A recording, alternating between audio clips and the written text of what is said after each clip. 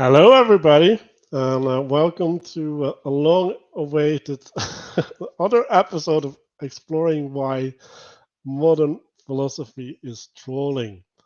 Um, so, there's some history behind this subject. I've been binge watching philosophy videos on Seguru's awesome YouTube channel, and I think Mark can give us a link of that in the chat. And Seguro has this amazing way to summarize and contextualize the philosopher or part of the philosopher's work because he's putting it in the historical context, he's putting it in relationship to other philosophers and the personal life of the philosopher. And so he's kind of taking a step back and looking at the work. And I think that's really valuable because when you're looking into the work, you're usually not really seeing what the work is about and why things are relevant. And so he's going through these philosophers, and then he's talking about Kant and how Kant is relating to Hume, and how he's like really upset about Hume, and that he spends like 13 years of his life trying to articulate an answer to Hume. And it's like what? Like he spent 30 years of his life to respond to someone else. And then he's talking about Hume, and he's like, well, Hume, he came from a Calvinist background, and then he's making all of these proof about how determinism isn't real. Like it can't be real because like we can't know causality, and like there's a bunch of problems with this. And so I'm just looking at this, and it's just like, oh, like all of these people, like they're dealing with their personal problems, and they're expressing this in their philosophy. And Nietzsche was also one of the people that I watched. Nietzsche talks about this as well, right? Like someone's philosophy says more about the philosopher than about reality. Um, and so yeah, like that is a known thing. But then I keep on going, and I get more of these philosophers, and they're all doing their own thing for their own reason. And I come at this postmodern philosopher called Jean-Francois Lyotard. And at least when that video was made, I haven't looked it up, but the guy was still alive, right? So it's like, oh, this is what contemporary postmodern philosophy is saying. And he was talking about, oh, when I do philosophy, I basically say how things can't be real. Like that's my objective when I do philosophy. And what I want to get out of the world is like as many perspectives and ways of looking at things as possible. Like that was a stated goal. And every restriction upon perspectives is an authoritarian move. It's the constraint of the freeness of whatever freeness he defined his stuff as, and therefore it's bad. That's basically the way that he judged the world. Like, and that was the only way that he judged the world because you can't judge anything else within that axiomatic assumption. And so what does he end up doing? He ends up critiquing all the other philosophers and saying, you can't do this because of this, and you can't do this because of that, right? And then he's like basically saying, well, the first reason you can't do the thing that you're doing is because it's bad, because like according to my way of looking at the world, it's bad. And the second reason that you can do it, and then he's basically making like a smoke screen instead of looking for the truth, which I thought was like, oh, like that's what philosophy is doing, right? Like philosophy is trying to afford us a relationship to the truth. And I'm like looking back through this lens, right? It's like, oh, like this guy is like literally trolling the world. Like he's saying like we can't have agreement. We shouldn't want to have agreement because having agreement is to the exclusion of other things, and therefore it's bad. And and so he's basically saying we, we we can't commune, we can't come together, we can't be at in one, because if we're becoming one, we're creating a meta narrative. We're creating an exclusionary principle, and that will end up in dogmatism. It will end up in authoritarian show of force and of exclusion and the silencing of external voices. So when I saw that, I'm like, well, what are all these other philosophers doing? Like, are they also trolling? And I'm looking at it, and well, Nietzsche was the big fish, and Nietzsche said, I'm the Antichrist. Like he writes a book called The Antichrist, but he called himself the Antichrist. He's like, well, this Christian morality, I don't like it. I want to do something different, right? And then, well, what was Hume doing? Oh, I don't like this Calvinism. Let me do something different. Different. Like, Yeah. what is Kierkegaard doing? Well, don't like this Lutheranism. Let me do something different. Different. And it's like, oh, like you're all rebelling against the thing that brought you into being, and the way that you're rebelling is often in a childish way, right? You're not fully understanding. Well, maybe Nietzsche did fully understand the value of Christianity, although if he did, I doubt he would have done what he did. But uh, without fully understanding the value in the thing that you inherited, um, you want to create the other thing. And well, what is the ways that they're doing that, right? Like they're trying to define a way of a relationship to the nature of being, right? So if I can say that being, right, like which is basically the justification for things, right, because you're participating in it, like it's the thing that is informing you. If I can say something about it in a certain way, then I can justify my belief, and then I'm right, effectively, and the others are wrong, probably Yeah. more. Yeah. And Well, look. I want to slow you down, Manuel. That was a lot to the basic thesis. So for me, this particular video, the one that I posted, which was the Jean-Francois Lyotard the postmodern condition. The thing that struck me about that video was it just validated everything I did with my videos on postmodernism and modernism. Like it's like, yeah, it's right there. And it's funny because Sugru, I don't know if you noticed this, at one point he mentions the fact that calling it modern isn't really useful. And then he slides right by it because it's a packed, it's a 45-minute video, you know? He's really doing a good summary. But he slides right by that.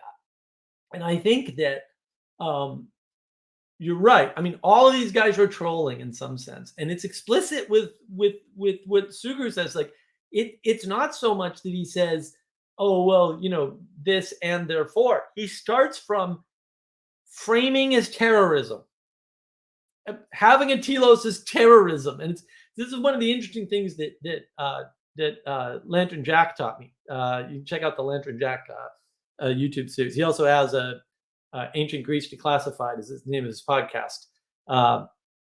He told me, he said, look, you go to these philosophy schools, and he did it. He traveled the world and went to all the famous philosophy schools that he could and got into the heads of the philosophy departments because he's got a PhD in what he calls ancient philology because he doesn't want to be associated with modern philosophy either.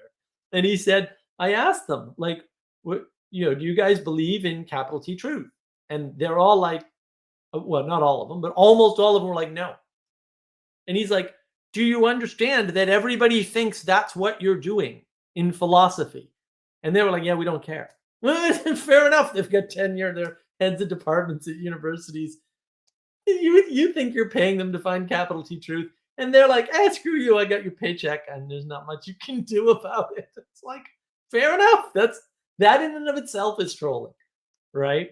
And that's part of the problem. People don't really realize how disconnected these academic philosophers, modern academic philosophers, are from the rest of the world, right? They don't know or care about your opinion about what they're doing, and they're just doing what they're doing to sound smart and be important. Now, Mills, this is a good question. Was Socrates a mere troll? Socrates was not a mere troll. The way you know this is that some crazy people may say that Socrates said, I know that I know nothing. Okay, that's a lie. Let's just be clear. That is a lie. He didn't say that. He didn't say anything like that. The context on the comment in the Apologia from that, where that's taken from, is super important. And what he effectively said, and I'm going to paraphrase because I'm too lazy to have it up on my screen. I got rid of this a few days ago when I did all the research. What he effectively says is, and he's comparing himself to somebody else. He says, that other person makes claims of knowledge that they don't have, and I don't claim to know things that I'm sure I don't know, and therefore I have more wisdom than he does. That's what he says. Okay, that's a very different claim from I know that I know nothing, which is a paradox and therefore impossible and therefore should be ignored, because we don't live in a world of paradox by definition, by the way. Not like I'm stating that axiomatically. The definition of paradox, the usefulness in understanding contradiction and paradox, is that those aren't, they're limits to your worldview, not limits on reality. Right? You can cast them as limits on reality, but they're not. They're limits on your worldview. And so that's one of the I like Bubble is after reading 3 modern philosophers, a young man decides useless to read philosophers. Yes, can confirm. And that's the thing, is that these people are they know they're misquoting Socrates. Okay, they know it. They're scholars. They've done the reading. Sorry, Mills. Yes. Look, it only took 25 minutes to find all that about I know nothing. I knew it was wrong the minute I heard it. I'm like, there's no way Socrates said anything like that. Are you stupid? Bubble Viz. Yeah, the philosophers have nothing useful to say. It's all nitpicking. It is. Well, and this is what Manuel's point was, right? Like, when you start looking into these guys one at a time, and Sugru is such a great resource for this. I mean, when we discovered him, it was just like eye-opening, right? It was like, wow, concise summaries of philosophers done by somebody who's skeptical of all of them, right? Well, we started off with him on Plato and Aristotle, right? And we were like, oh, great, on the old guys, and then the new guys came and we lost interest, and then I re-engaged, and I was like, oh. Right. Well, every time I engage with one of these guys, I find out something seminal about them, and it's like, really? Like Kierkegaard literally is the Luther of Lutheranism. That's all he is. It's no more difficult. You can ignore everything that comes after that. He's rallying against the Lutheran Church in the same way that Luther rallied against the Catholic Church. They might have had slightly different critiques, but it was fundamentally just a critique of church leadership. And yeah, I mean, yeah, you get into this, what Ethan's saying, right? Sounds like all modern philosophers are just Protestants, Protestanting. Yes, that really is what it is. Bubble is maybe Plato and Socrates are good. Plato and Socrates are great. I mean, Socrates isn't, I would say Socrates doesn't have a complete philosophy. He's very good at being a skeptical cynic. I have a video on that on navigating patterns. You can check it out. But he's not very good at answering questions because he doesn't make axiomatic statements for the most part. There's a few in there, obviously. And all we have of him is from Plato. And so, but Plato's really good. Plato's good. Aristotle's good too. I would say anything after Aristotle is, you probably don't need it. And, you can say, well, all these people read him. And I'm like, okay, the democratic appeal to democracy is not going to work. And it's funny because Sugru covers that in the video I posted too. He covers the democratic argument, which basically quantity, right? Is, well, if more people believe this, then it must be a capital T truth. And it's like, I know. Have you heard of mass hysteria, hallucinations? Have you ever seen a vote where people didn't vote in a way that you thought was reasonable? No. It's interesting. And look, we found Sugru through Vervaeke and our engagement in that work because we wanted to know more about Plato and Socrates, to be fair. So yeah. Yeah, and I think it's good to know, right? Like, so I'll just go on with my rant a little bit. It's like, so what are they trying to do, right? Like they're trying to find justification. They're trying to find justification for their idea, right? And sometimes that idea is based on an observation. Like, Adam Smith or something. Like there's a bunch of people, they see something and then they work it out, right? And then they start a new field of research or whatever, right? And then they get credited with their idea. And I'm listening to this and I'm like, this is in the Bible, and I'm just gonna bet that Confucius or whatever also also wrote about this, right? And then they get credited by the idea. So what's happening, right? Like there's a new discipline established, philosophy, and then they get a canon. It's like, okay, like this is all the philosophical text, and this is the things that we've dealt with, right? And then some people disagree with the way that things were dealt with, and then some people think that spirits are a real thing that you have to account for, and other things people are materialists, so you get all these competing ways where you're giving primacy to the one and the other, right? And and then they start rediscovering these things that people always knew, and like there's systems of dealing with, Right. and then I'm like, but you're living in this tradition. Like, why don't you see the thing, right? Yeah. That They that never you're part of. they never go up to look down again, right? They just look up and they go, oh, I see this thing over here, and I'm gonna create a thing above it to explain it. When they could just like go to the thing above them, which came before them, basically, and read what's already there. And I did want to interrupt and say, maybe I'll give Plato and Aristotle a chance. And yeah, Bubble, you should give Plato and Aristotle a chance for sure. I like what Mills says here. From the dialogues I've read, Socrates makes no strong knowledge claims, right? And Segru is a hell of a lecturer. He really is. And he's not only a good lecturer, because that's one set of skills, he's also whip smart. Like, boy, can he summarize a philosopher. Like, unbelievable. Yeah, and he gets all the sides, right? It's like, because what are these philosophers doing, right? They're trying to play with perspectives, like and so when you're reading a philosophy, you're in a perspective, and Right. basically you're in the tunnel and you're getting dragged along by the current of their narrative within the tunnel, which is actually Right. what the postmodern guy is objecting to. Right. They're And basically saying we're better philosophers because we don't do that to you. But of course they do yeah, that to yeah, you. look, Yeah, we Yusuf, don't no, I manipulate you. don't think normal people know anything about postmodernists or anti-realism or understand the implications, because nobody would ever engage knowingly with postmodernism if they understood where it leads. And the brilliance about this particular Segru lecture is that he shows you exactly where it leads. And it basically leads to them laughing about the fact that you figured out the trick that you can't communicate.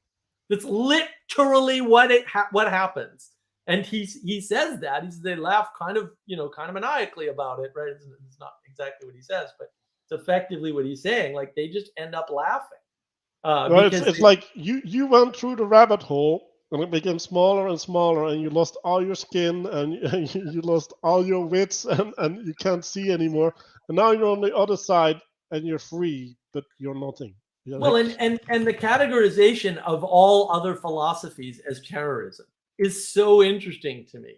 I was like, oh, they just sort well, of state it, state. it's I mean, Liz ideologies, states it, to be right? It's fair, right? terrorism. It's ideologies, right? Because it's the problem of dogmatism, right? Like, oh, like when you state something as true, when you look at with a lens, doesn't matter what lens it is, you're gonna, well, to use Peugeot's terms, create a margin. That means Yeah, that you're gonna right, exclude people. That means that you're treating them unjustly because you cannot justify your starting conditions, right? Like they're axiomatic. And so that's not good. And they don't realize that not having any judgment at all is also going to have effects on the world. Right? Like Mark talks about this, right? Like the non-action or tolerance, if you tolerate everything, things are going to happen in the world and they're not going to be good, right? Because right. like the guy was like, well, we need a political theory because like if we can't agree on what is real, like how are we going to govern? And it's like, yeah, you're not. which is actually the thing that we're seeing. We can't govern anymore because we can't agree on the truth, because we're arbitrarily deciding what is true. Oh, like if I have my climate religion, that's true. If I have my race religion, that's true. And they're in conflict and they can't coexist. And then you have the people who have a conservative worldview that is based on the truth. And they're like, well, guys, you're messing with the truth by imposing your personal framing, and like that's not okay. And like those things Right. can't coexist either, Right. right? Which is Right. true. Like in that sense, there is a culture where like these things can't coexist. Like when you start going to the implementation, right? When Right. things become Well, real, it's the the war. tolerance doesn't work anymore. It's the war of bad religion. So yeah, Yusuf, I love that actual trolling. Yeah. Well, and look, do they say that any realism about truth is terrorism because it will involve a sort of tyrannical enforcing of its categories? Not Leotard, and I don't think any of them do. I think what they say is enforcing anything is terrorism. Like Leotard starts with terrorism. He's no, doing this is terrorism, and he uses Segru points this out at the end of that video. He uses a very odd definition of terrorism that no one's ever heard before. I mean, he doesn't say that, but like it is an odd definition of terrorism. I don't think anyone's ever used it before. And yeah, like it doesn't resolve it. It doesn't mean there is no truth, but it's not. See, the question of the this is where I get wrapped up with people. Like, guys, this isn't hard. The question of the existence of truth is irrelevant to answer. If the answer is there is no truth, we still have to cooperate together. And so we have to act as if. Now, that's not an option otherwise. There's no alternative to acting as if there's a capital T truth. If it's in fact completely arbitrary, then anything we do is okay. Obviously, anything we do is not okay because, as the postmoderns point out, allowing ideas to spread out and flatten along a flat plane results in what we're now calling culture war. And so the relevance of the claim is not important. There could be 7 or 20 capital T truths, all of which are equally okay, but it's not infinite, and it's probably a small number. It might even be a single digit number, and like you don't need any more precision than that. And we're so stuck in the scientific mind frame that we want this ridiculous level of accuracy and precision about something we can't possibly understand or know, until maybe not only we're dead, but all of humanity is over in some fashion, whatever that would mean. Do you know, like you get into this trap of, well, now we have to define this accurately and precisely. Now we have to define it, you can't, because now you're just talking about the future, and you can't know the future with any accuracy or precision that's satisfying, right? Because if you could, that means you'd be able to predict everything in the world. I like what Ethan said. Pluralism evil confirmed. Yusuf agrees. Yeah. You all are a bunch of Wojaks crying about getting mega trolled. No, we're not. We didn't get trolled. I never read any philosophy. I thought it was all garbage back then. So, yeah. Modern philosophy trolling confirmed. It just gets funnier the more you dig into it. Oh, Mills, are you for the benevolent lie? For pragmatic, benevolent ends. Well, hold on. Like, is it a lie? Yeah, right. How are you defining truth? Right. That's where you get into because like if a thing is self-justifying, right? Like if Marx says, and I think that's actually the argument of the postmodern things, like, oh, we don't know how many capital T truths there are, and therefore we need to have everybody exploring everything so that they can find the capital T truth, not realizing that if that happens, they can't communicate it to anybody else because there's no shared understanding of the world. But yeah, that aside, like when you're having a capital T truth, that means that it allows you to live in accordance with reality, right? Because that's the definition of truth. Like it is true to reality, and that means that there's a bunch of constraints put on you, and you're gonna have to accept those constraints in order to function.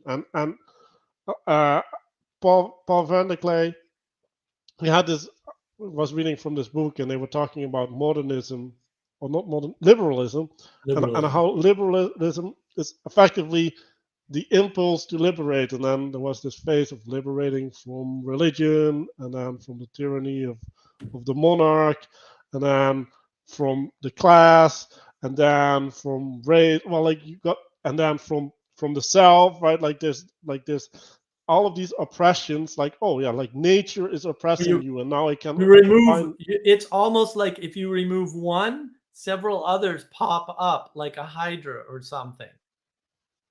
I don't Right. know. And that's a theme in all the religious traditions. Weird. It's coincidence. Nothing to see here. Don't pay any attention to the fact that this is literally mentioned in every wisdom text ever written down. Yeah, once you get rid of one, right? That's why, and my buddy Adam had me watch this series, this BBC series called Monarchy, and it's like England can't get rid of the monarchy. They try, and then bad things happen, and then they beg for the king back, and then it's a continual pattern. They just can't get rid of it for that reason. That's the funny part.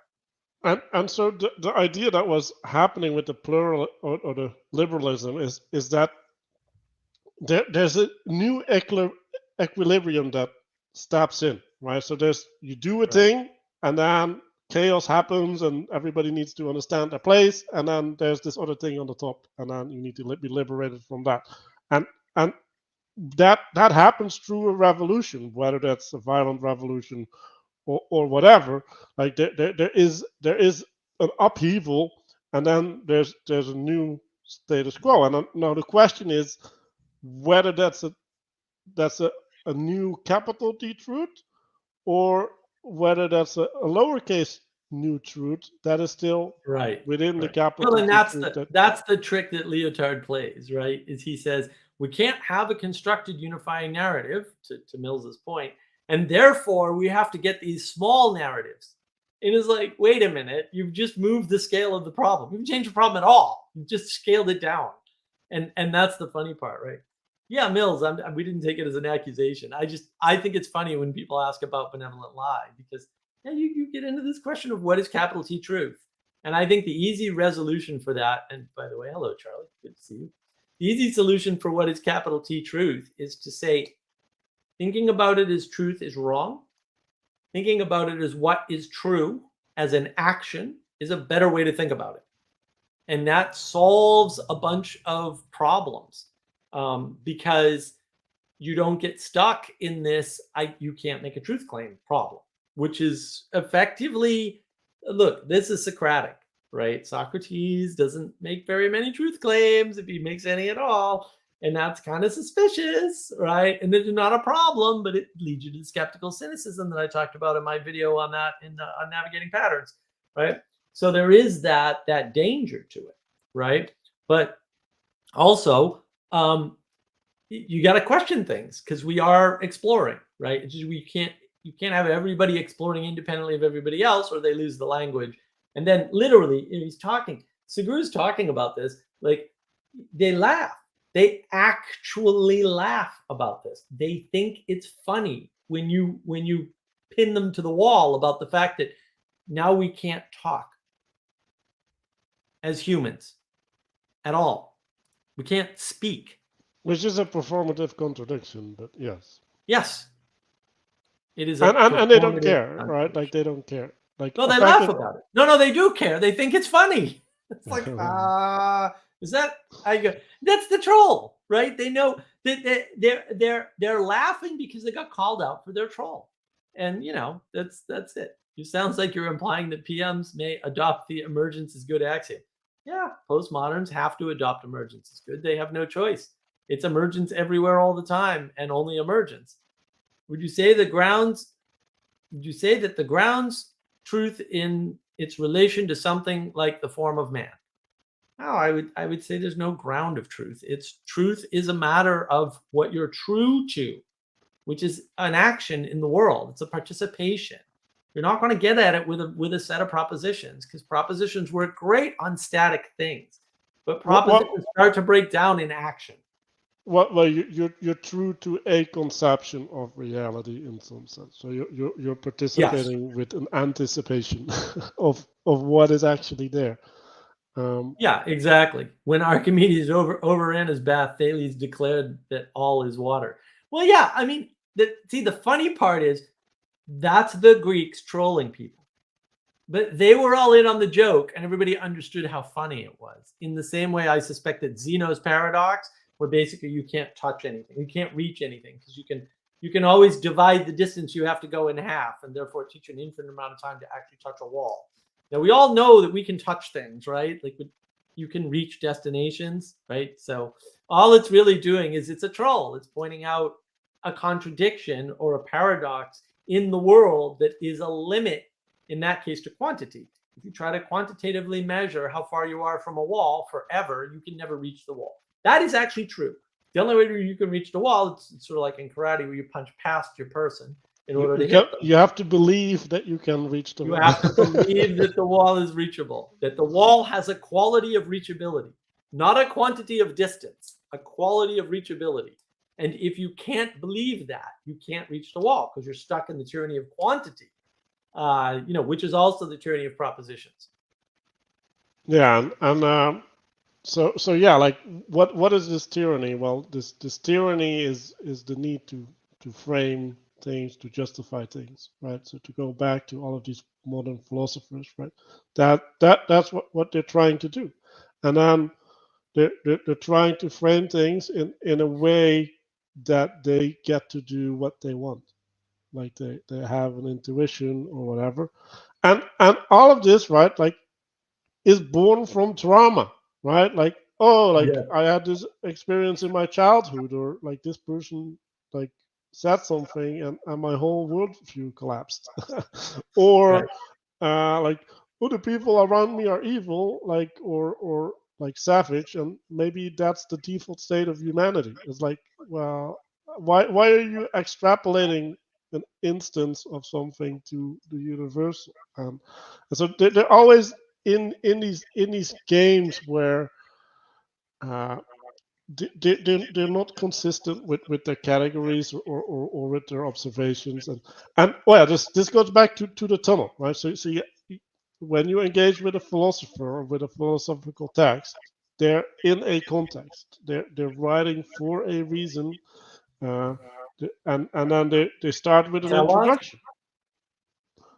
They have a telos? Is that what you're saying? Because that's Yes, going to be the topic for tomorrow's live stream and navigating patterns. Oddly enough, they do have a telos. telos, and when the telos takes control of you, right? Like you might pursue something for a long time. So, for example, I had this math teacher in high school, and he wrote this math thing that only 3 people understood or something in the world.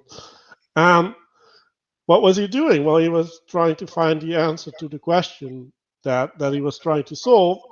And then after like 2.5, 3 years of trying, he's just laying in his bath and he's like, oh, it's not possible. And then he spent a year and a half more to prove that it wasn't possible. And then he finished his thing. And then he could add it to the whole thing that nobody ever reads because there's no relevant reason to even engage with it. But like he did it, like he made the proof. And Yeah. so like that's what happens with these things, right? Right. And it's And not as just philosophy, to your point. It's also math. And yeah, it's a bunch of things. and if you're engaging as an external person and you don't know why things are happening the way that they're happening, like they start with an introduction, right? They're like, oh, this is my problem formulation, and then they state a bunch of observations in the world. They're like, yeah, I've seen that, right? Like this happens in capitalism. Like capitalism definitely has these characteristics, and yeah, maybe that's not good. Like maybe we should do something about it. And I was like, Right. well, if you can, right? Well, and if Like it, but that's the framing trick, right? Like this is in capitalism. Okay, but is it also in not capitalism? Because if it's in capitalism and something other than capitalism, then the cause cannot be capitalism. Like it cannot. It's off the table because people get this correlation thing backwards. Like I understand that correlation doesn't equal causation, but when you don't have correlation, you don't have causation. Like people forget. Like I'm dyslexic. That's why I know these things. Like yeah, but are you considering the reverse case and is it symmetrical? Because the reverse case is not symmetrical, right? In one case, correlation could equal causation or not, right? It's a 50-50 sort of shot to some extent. In the other case, it's zero. No, zero. If it doesn't correlate, that's because there's no causation there. Period. End of statement. There are no other options. And that's important to realize. They're pre-doing the framing. So Anselman, I reckon theologians give too much weight to philosophers, whether trying to adapt Plato, Aristotle, Heidegger, or whoever. So why? Because theologians are doing the same thing as philosophers, just on the other side of the register. And so they want the respect of being good with the propositions and the logic and the rationality and the reason. They're just starting from spiritual starting points instead of material starting points, but they're basically on the same ride. I mean, that's why I don't think theology is going to save the world. And it's interesting because again, at the end of the talk that Sugu does on what's his name, Jean-Francois Lyotard, he basically says, and I'm reading the transcript just because it's so good. Like that particular talk is so good. He basically says he starts from the idea that silencing people is terror. That's the word, terror. And he says, I'm fairly sure that no one else would agree with this definition of terror because that would mean everybody in America was terrorized. And, it's not the same definition they used in the Nazi death camps. And it's not the same, right? And it's like, whoa. Like, yeah, he starts at terror. This is the beginning of his thesis is if anybody tells you that your idea is not correct, they're terrorizing you. It's like, what? And then you can see that everywhere. You can see how, even without knowing any philosophy, engaging any of this stuff, or reading any of this stuff, they intellectually have led us to where we're at. Because we're acting out as if these guys had something useful and serious to say, when in fact they know they're trolling and they would just be happy to see the world burn. Yeah, and he gave the example of Singapore, which is like the bane of all modern thinkers, because it's like, oh, you mean that there's an oppressive regime, like literally that's censoring the media and doing all the things that should by no means be allowed, and the people are happy? Like what's happening, right? So there is this thing of the benevolent dictator, and like he literally said it's like, oh, like the dictatorial regime realizes the problems with being a dictatorship, so they're not doing the problematic things. And I'm like, oh, right. That sounds great. Well, that's the history of monarchy in England. If you watch the Monarchy series with David Starkey, it's fantastic. And it's like, yeah, that's the history, is this battle between who has what power and how much of that power and who's taking power at any given time and what that actually looks like. It's all it is. So Mills, do you agree with the idea that emergence all the way up and emanation all the way down is correct? No, I don't. I think that this is one of those things people miss. It's not the formula that I use. It's really simple and nobody likes. Well, not nobody, but almost nobody. It's real easy, guys. It's in all these wisdom, all of them say the same thing. We don't need to unite East and West. They already say the same thing. I don't know why people think we need to unite them. We're bringing down something and lifting up something. And in between the emanation and the emergence, which is where we exist, we are the thing that can reach the emanation and bring it down. And we are the thing that can pull the emergence up. Okay? That is reality. It's that simple. There's three things, right? And so you can't exclude the ethereal from reality, and you can't exclude the material from reality. But they are not reality, because reality is the thing we create that we then call history after it's been created from the interaction. I don't even know how else you could ever understand this. Like I literally don't know what other formula you could possibly be using. But also, like Peterson talked about this with Stephen, whatever. Like anyway, he said, what if evolution is exploring a space And if that's true, then that space has to have pre-existed before evolution, right? Exactly. So like Yeah. the only way that emergence can manifest in a means that can persist through time is that there is a pre-existing structure that can hold it. Like there, Right. Right. like Right. Well, and this is what I've often said, right? John Vervaeke's like, evolution has no telos. And I'm like, all right, dude, I'll grant you, if you define evolution as a process of discovery, then evolution has no telos. I can take the evolution, I can take the telos out of evolution all day long. It's not hard. The problem is the space that it's discovering, as Manuel said, which is a good paraphrase of Peterson, has a telos. Otherwise, evolution, all the theories that we throw in the bucket of evolution are wrong and can't operate. Literally cannot operate because selection could not exist. And this is why I get upset about equality. If equality, then evolution fails and doesn't, it's wrong. Like all Darwin is wrong, all the people he drew from are wrong, all of it is, and I do mean actually all of it. Like literally every single piece doesn't work. so. It's not like you can salvage pieces. No, you can't salvage any of it. Yeah, I just kind of had an insight. So you can say, well, like, okay, so there's this structure of emanation, but like do we know if we have like this part of the pyramid or this part of the pyramid? Right? We don't know to what part of the emanation we have a relation to, right? And I think this is the postmodern argument, right? Like, okay, like if we start here on this side of the pyramid, we might get all the way up, and like you saying like, well, what we have is right. Like we might be in a local optimum, right? Like just like evolution, like you have creatures like the panda, right, which are solely highly specialized that they can only eat one type of food and like spend the whole day digesting their food and like are incapable of relating to change, right? Like that's no good. And so the emergence of good argument to like to give them the benefit of the doubt is like, okay, like maybe we are the panda, and like there's way the world is way bigger than we know, right? And uh, this this goes to what was it, Renaissance or conservatism or yeah, no, Enlightenment conservatism from Burke, who effectively said we should only implement things that we've tried.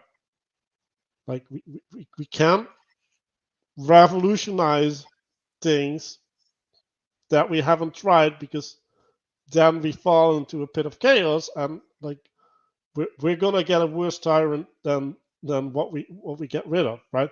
And so there's this pattern that we get into, right? Like if we chop off the head, we establish a new head, and we don't have control over what head we get. And after the Right. French Revolution, right, like everybody was like, oh, that was a complete disaster, and we don't want to do that, but we also don't want to give up on this progress thing, right?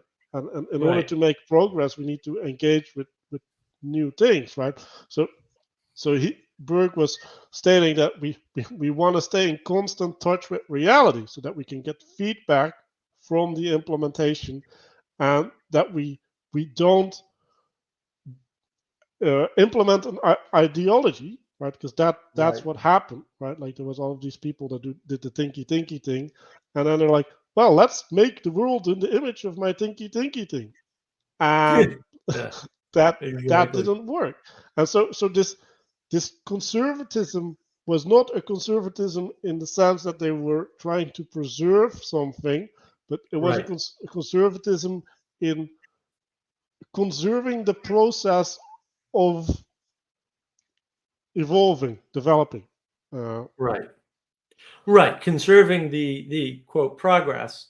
Right. And progress, like the word progress doesn't mean anything by itself. It cannot be a communicative tool alone. You have to talk about progress in terms of telos. You have to. Otherwise, there's no such thing. It's undefinable, right? And look, I mean, I've said it before, I'll say it again.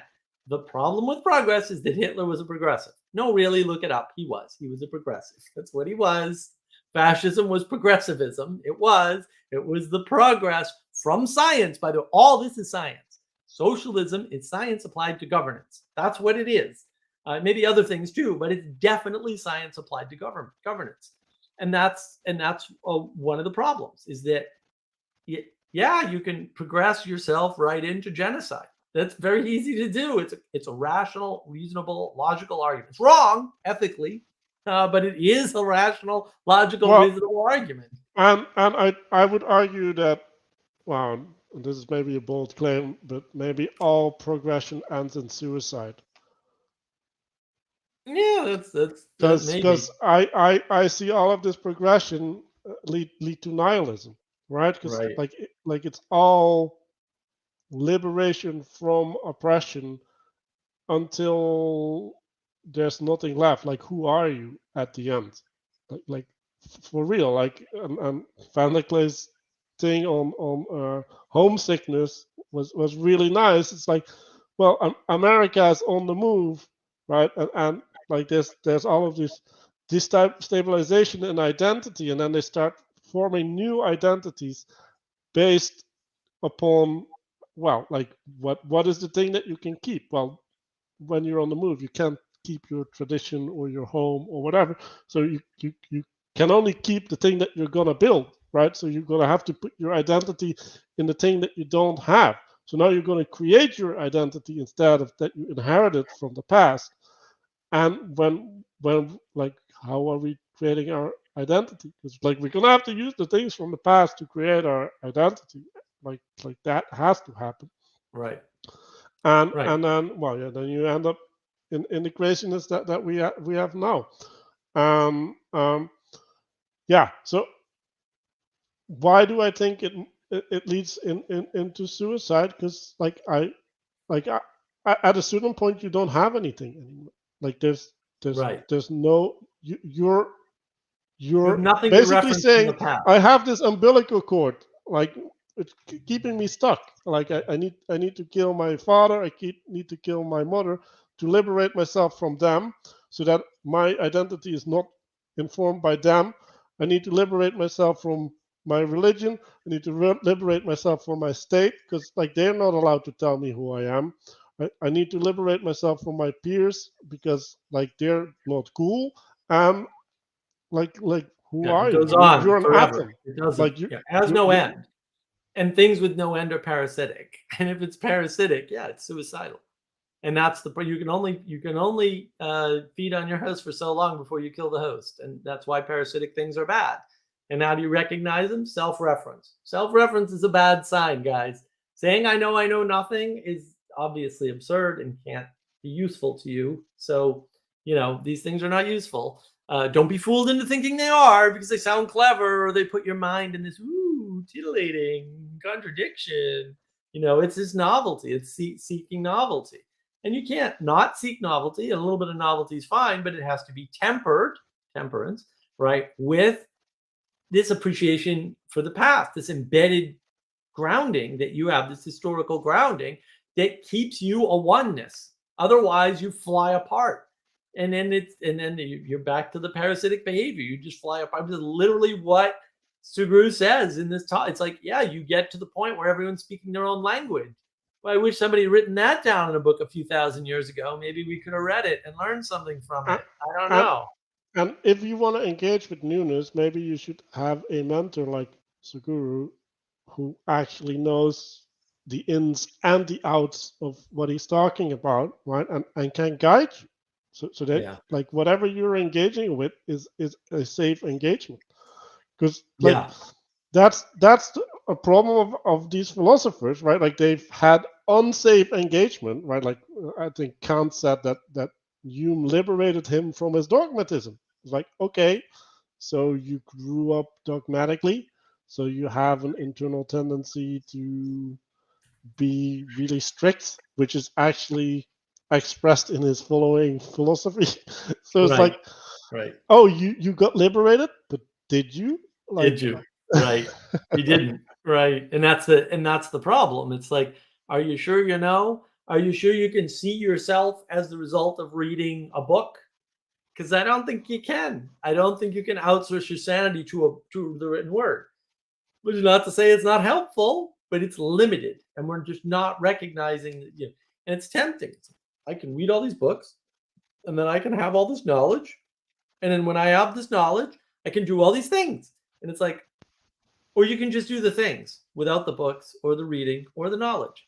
And people, there's a deep asymmetry in that. The quality of gardening cannot be captured by the quantity measurement of putting forth the propositions of gardening on a piece of paper. It doesn't work. I'm not saying it's not useful. I'm saying that it's not required. It might be better in some cases, but it also might be worse because you could just read gardening books the rest of your life and never actually plant anything. And that happens to people all the time. Well, There's a bunch of people that run into that problem. This is actually what Adam Smith was talking about with specialization, right? So you can have specialization, which allows you to optimize for productivity, which is a measure of quantity, right?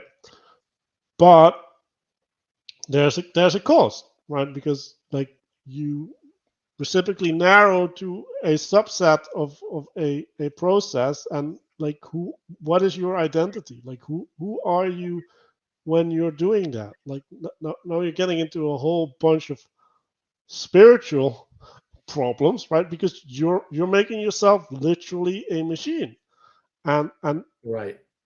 and that's good if you want to have like an army, right? And like when the guy in front of you dies, you can replace him immediately, right? Like that's good in that situation. But like maybe when you're doing gardening for like relief, you don't want to be the soldier that replaces the soldier that was doing the planting of that's not why you're doing it. So like your relationship to that activity needs to be informed differently.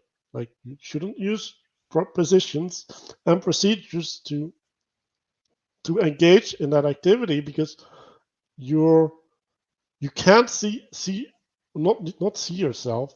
You can't evolve yourself within a a a following of a constraint, because like when you're in the procedure, it's like a tunnel, right? Like you're going through the tunnel, and you're trying to stay in the middle so that you don't bump to the sides, because then you fail your procedure, right? Like, and you're not going to get the result that you want. But as a consequence, you can't dance, you can't look around, like, because they're in conflict with your procedure. And like maybe gardening is not the best example because there's no time constraint. But if we're talking about cooking, for example, right, where there is a time constraint, then you get stressed, right? Like Yeah. you Well, can't there's enjoy. lots of time constraints in gardening. What are you talking about? They're just longer constraints. When to plant, when to pick. Yeah. How often to weed. There's lots of different time constraints. yeah. Well, there's a bunch of them, but yeah, they're different. It's not a simple example, but that's the point. The simple examples fool you into thinking procedures might work. And it's the complex examples that show you procedures are useless. It's like, oh, we need the procedures, but they're actually not going to do the work, right? We have to do the work with something other than mere procedures. And that's where people get wrapped around the axle. They don't like, and this is the problem. Like the postmoderns understand full well while they're critiquing, well, everyone else is putting you in a tunnel in philosophy and then carrying you through the thing. And that's terrorism, or however they're framing it. They understand full well that's because you can't do any other thing. And that's why they laugh when you find out, oh, the end of your thing is nobody can talk. So, yep. And they laugh. They do. They laugh. I've done it many times, these postmoderns. They always laugh because they realize that it doesn't work. It just results in no one being able to cooperate anymore. You're an individual. And to be an individual, you cannot cooperate with others by definition. You want to be an individual? Go right ahead and try. I dare you. You're not watching the internet. You don't have electricity and internet. That's for sure. So, go ahead. Be an individual. Otherwise, you're tied to people in some way, whether it's for the house you didn't build, or for the electricity you are not generating, or for the solar cells you bought to generate your own electricity. Like, you can't get around these things. and you're Everybody going to end likes up the in trappings of conflict, civilization. right? When you're not an individual, you're going to end up in conflict, and you're going to be part of a body, right? Which means that you have to conform to it, but that also means that you have to protect your body because now there's not your body, and that's going to be adversarial at some point, and that's the thing that they're trying to avoid, right? So Yeah. so Mathieu Peugeot was talking about that we're at the end of an illusion in our society, right? So what's the illusion? Well, the illusion is the consequence of tolerance. Like when you Yeah. tolerate things, then you're allowing people to deceive themselves into thinking that what they're doing is okay. And at a Yeah. certain point, what they're doing isn't okay because like it can't exist anymore in the way that it is existing. And then you're gonna end up in conflict, right? And then you could call that a revolution, but you can also look at it as like a tension, like it's a vat in which pressure builds Right. up, and then at a certain point you need to release the pressure. And then the question is, well, like how are you going to release that pressure? Because Right. like Right. you need to re-establish order in some way. Well, you built the pressure up too much through the tolerance, right? Mills, an individual was a harsh pejorative term in basic training. Yeah, I bet it was. But also, I mean, you have to look at this reasonably.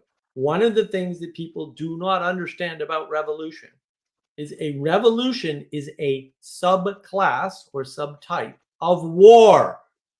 So everyone's like, no war, but revolution. And I'm like, do you not understand that a revolution is actually a war against your own ruling government, party, king, whatever? In all cases, there are no exceptions. All revolutions, because revolution is just a type of war, and people die in war, people die in revolutions. And it's not just the people you don't like. I'll tell you that right now. So, and look, when you understand these formulas, you can spot disingenuous people or, ignorant people right away.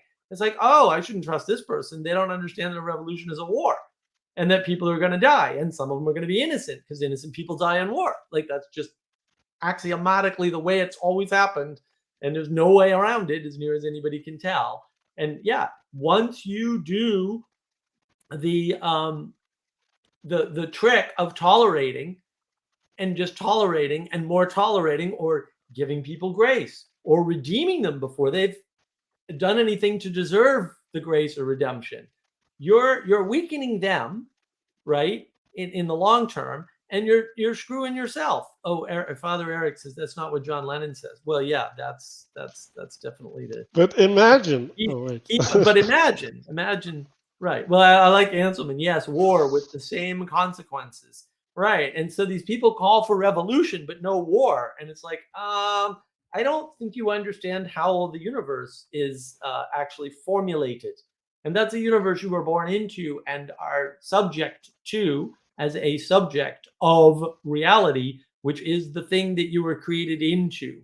And it is that creation denial is right there. And like that talk, man, I've never felt more incredibly validated in my life than listening to that talk. I mean, Jean-Francois Lyotard is so transparently stupid, and Segru just freaking annihilates everything in 45 minutes. It's also super concise. I love concise things. It's like my favorite. well, So I don't read long books, right? I like short stories. Short stories are good. and thinking about revolution, you can make an analogy with a family getting a child, right? And then at a certain point, like the responsibility or the care or the patronage is going to go over to the child. And it's like, well, what is the child that you're going to give your patronage to, right? Like is it your child gonna murder you to take your throne? Like, is your child gonna murder uh, his what is it, Those are the brother? There Hanoverians. you go.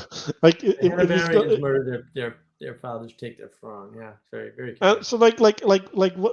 like what is it gonna do? Like is your child gonna bring in a bunch of foreign women that will change all the traditions in your family, making it unrecognizable. Like what is your child gonna do? And and so like there's this book where they're like kind of exploring all these problems with how to deal with that thing and inheritance and like children and like what's good and what's not good. And there's a bigger version of that on the societal level, right? It's like, but this this affects more people. Like this doesn't affect only you. And one thing that you do know is like all energy spent in war, right? Whatever version that may take, right? Whether it's cancel culture or is not going somewhere else. And so this is a disease that is self-inflicted by the society. And there was this idea, right? Like that you're not allowed to be in opposition to the king because that's treason and that's not allowed. But like if you allow people to be in opposition to the body that they're in, you end up with a non-body, right? And it like the body is like laying on the ground, like still having the same physical shape, but the body parts aren't connected anymore, and they're not functioning as a unit. And as soon as some external force comes at it, it will fall apart. And that's the moment that you need the body the most, because like the body is the thing that is there to deal with the external things. Like it needs to deal with the things that are not the body. Right.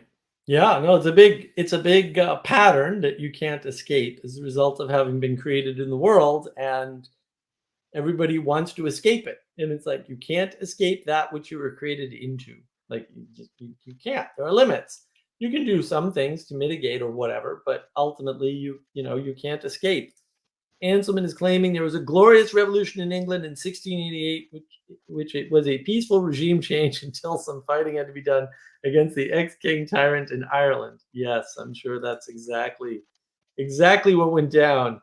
I remember that incident in the Monarchy series. Yeah, it was quite interesting. Anselm, John Milton's tenure of kings and magistrates argue for the legitimate deposing of tyrannical kings. Well, it's happened throughout history. I don't know why this is such a big deal. Rebellions are real. Kings rule on behalf of and with the consent of the people. They always did.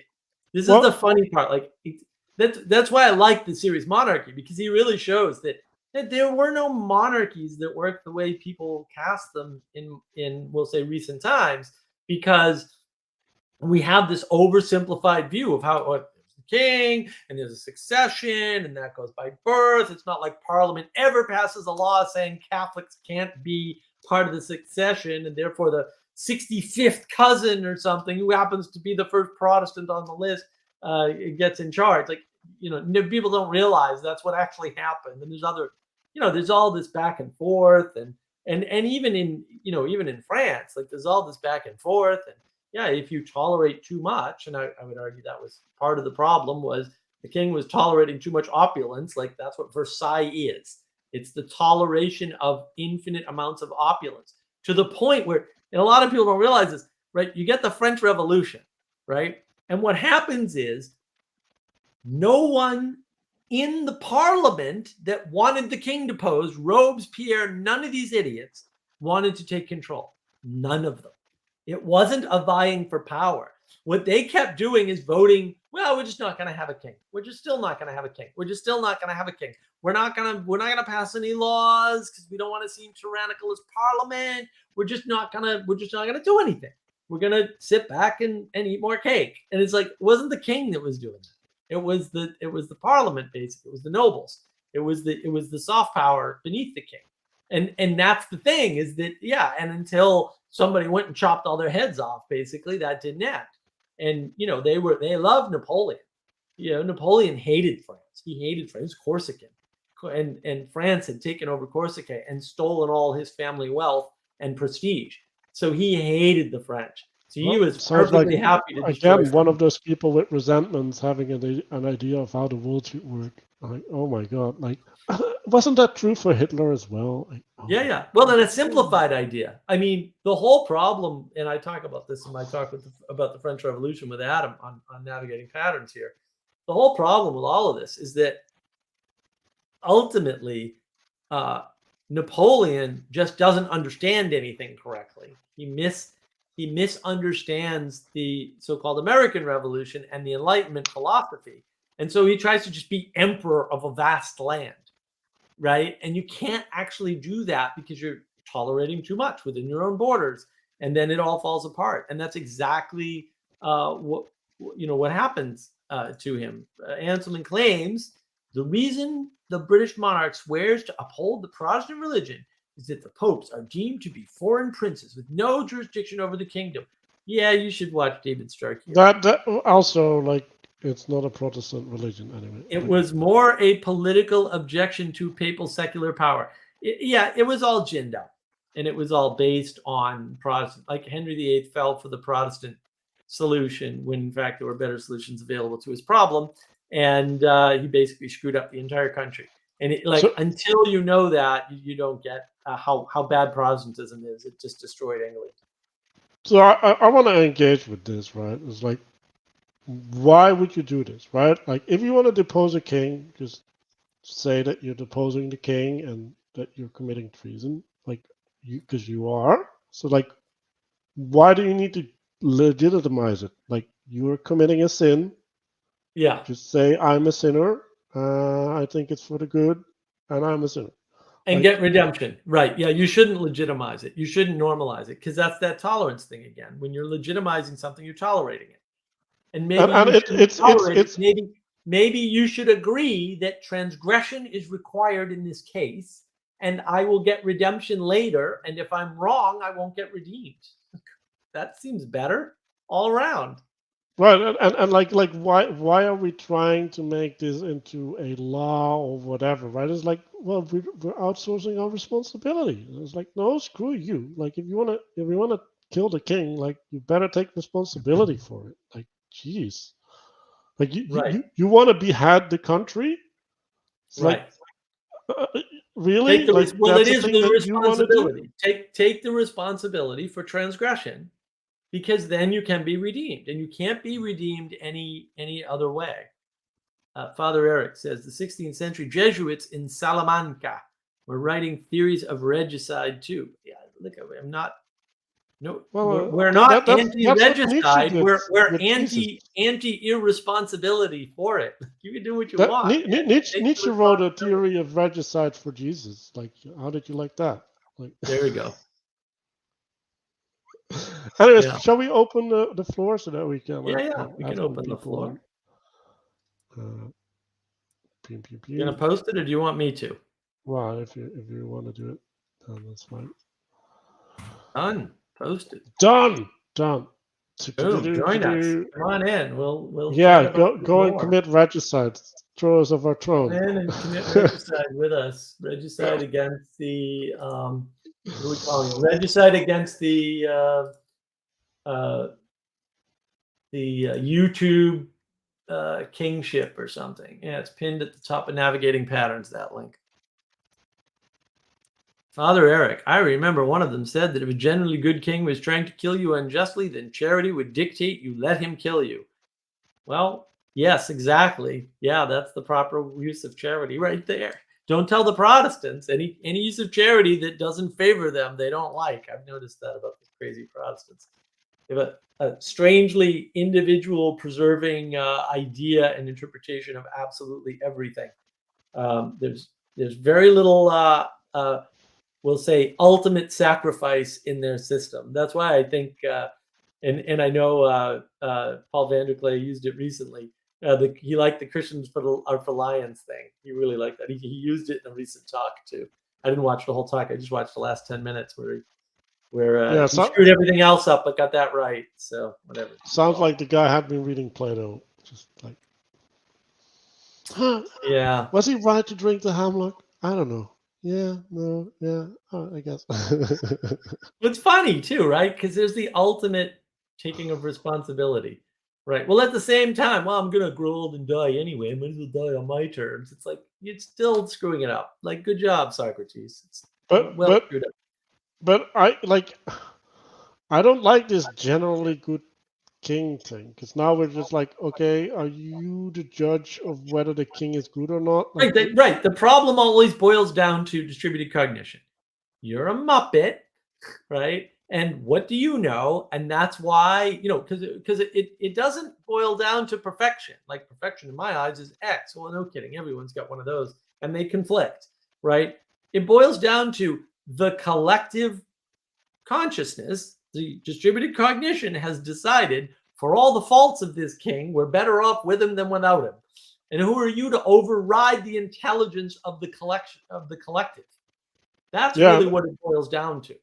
and also, right, like in Christian stuff, like he's an authority, a principality on the direct, what is it? Blessing of God, because else he wouldn't be there. So, like, who are you to say no to what God dictated? Right. Yeah, no, it's a tough thing too. Like, nobody wants to hear that, like, yeah, you're the one that has to take the hit for the team, kid. Like, nobody wants to hear that. But also, guess what? Still But true. that's what they say to soldiers, right? Like, oh yeah, Yeah. you gotta sacrifice your life for this piece of land now because of Yeah. some general saying that that is the right thing to do. Like, Yeah. okay, it's like, Yeah. Well, and it's funny, right? Because by the time things get to war, everyone's willing to take arbitrary orders left, right, and center because things are so chaotic that arbitrary orders are better. Because you can make all kinds of arguments about people taking hills in various battles, and it's like, why do you need that hill? Can't you just give it to the enemy and laugh as they're screwed because they're on top of a hill? you know. well, it's even worse with castles or something, right? So like Yeah, it's yeah. it's like, oh, like this army goes into the country and then they're like, well, we're gonna camp like a year outside of this castle to take it. I was like, what? Like, you're gonna spend a year like dying and doing nothing for a castle? Like, are you kidding me? But it works. That's the funny part. It works. Doesn't work reliably and consistently the way you want it to, but it works. And yeah, I mean, that's why those scenes, those war scenes, like, particularly Lord of the Rings, right, where you've got Helm's Deep, and he's like, I'm gonna ride out and die like a man, and then all of a sudden, the wayward Rohirrim return to their king and, like, come in behind the enemy and take them all out, right? So yeah, there's all those. I like that version better than the book. The book story is a little bit different, but Jackson did a wonderful job making a story out of Tolkien's work, which is not a good story, by the way. Great mythos, bad story. And that's the thing. Like, we like that story. We like the story of people returning, this arbitrary death, right? And this winning of spaces and all that. Like, we like that. And maybe we should like that. But also, there are problems with it. So you have to be aware of that. Yeah, I'm just thinking of all of these. Like, I've been watching Asian shows for the last year or whatever. Um, yeah, you don't want to know how many of these Asians die in these battlefields, and they're storming the walls, right? Like, they're not like, yeah, let's just sit outside here. No, it's like, we're gonna make this happen. And I don't know. I read a fantasy book and it said, like, when you storm a castle, you pay 10 to 1 in lives. And I was like, who would ever do that? Like,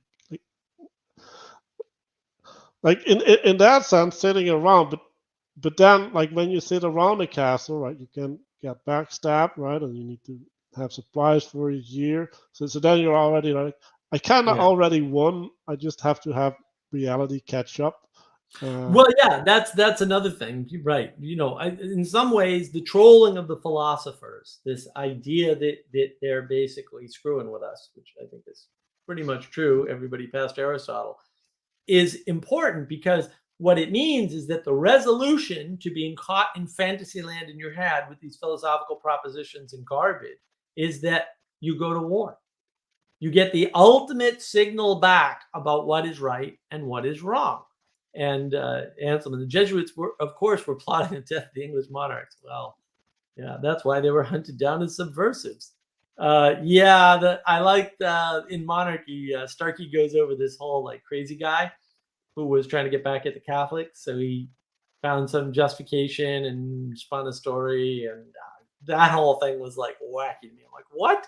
This one crazy guy came up with the craziest story of all time, and people bought into it because it was politically expedient for them to do so.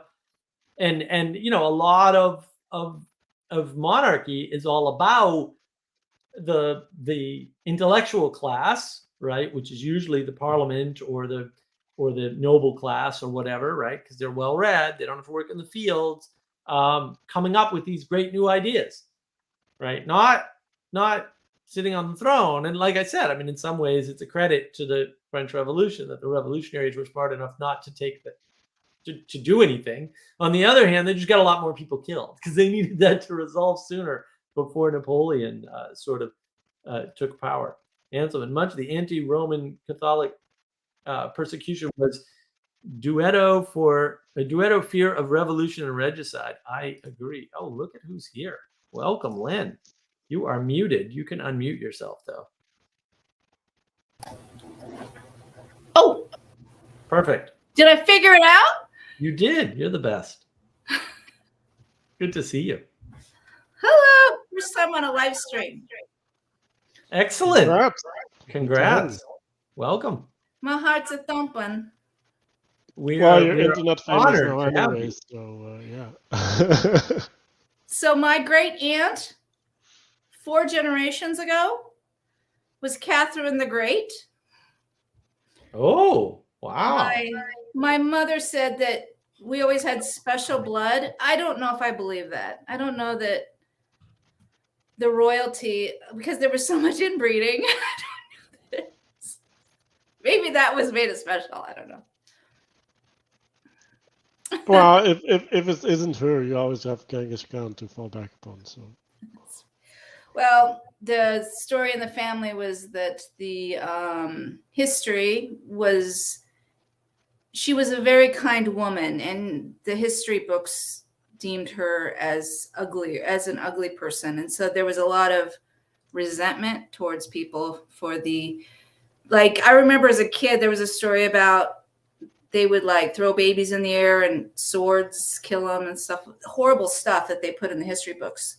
And my family said that wasn't true. So I don't know. So we were talking about trolling, and I don't know that philosophy trolls. I was more thinking about how being trolled by artificial intelligence. So something in the algorithm kicks up a novelty or kicks up an algorithm thing, and you, depending on your generation or where your point of view or the narrative, you could take it as being good or bad, or you could take it as offensive or not offensive. Well, I think if we're looking at the modern algorithms, like they create bubbles, right? They create a network of connected things that are sort of an abstraction from ideological actualities, right? Because they're trained by people who follow certain ideas, right? Right. So in some sense, they are a philosophical network, right? Like they're just not right. a philosopher building the network. They're downstream, right? So they're informed by the philosophies. So you can say this gender stuff is a philosophy, right? It is. It's critical race theory. It's drawn, like James Lindsay talks about this, drawn directly from that, right? And then, okay, well, it's drawn directly from that. And then that informs somebody who's writing the code, right? Or doing the training or picking the training set for the thing to train itself, right? And then that's and now the philosophers are like, the great part is they're like, oh, we didn't do it. we don't touch computers. What are you talking about, right? And they're going to play all innocent, even though they're the ones that poison the minds of the people who are doing the work. Well, after my talk with Vanderklay, the algorithm kicked me a video, and the name of it, had the word queer in it. And for Gen Xers, queer is a derogatory thing. But for the younger generation, using the word queer isn't necessarily a derogatory thing. Right. So my intuition was that, okay, a millennial or somebody in the younger generation programmed this novelty piece and headed it, get a clickbait for it. But then there was nothing relevant. It was like, it didn't connect to anything. It was like such an irrelevant. So I didn't understand. So maybe Sally Jo was right calling it parasitic or Frankenstein. I just, well, the queer didn't thing is create really meaning. the queer thing is really interesting, right? Because what is queerness talking about? Well, it's talking about the periphery, right? Like the things that are outside of the center, like the show is talking about. And so what did they do?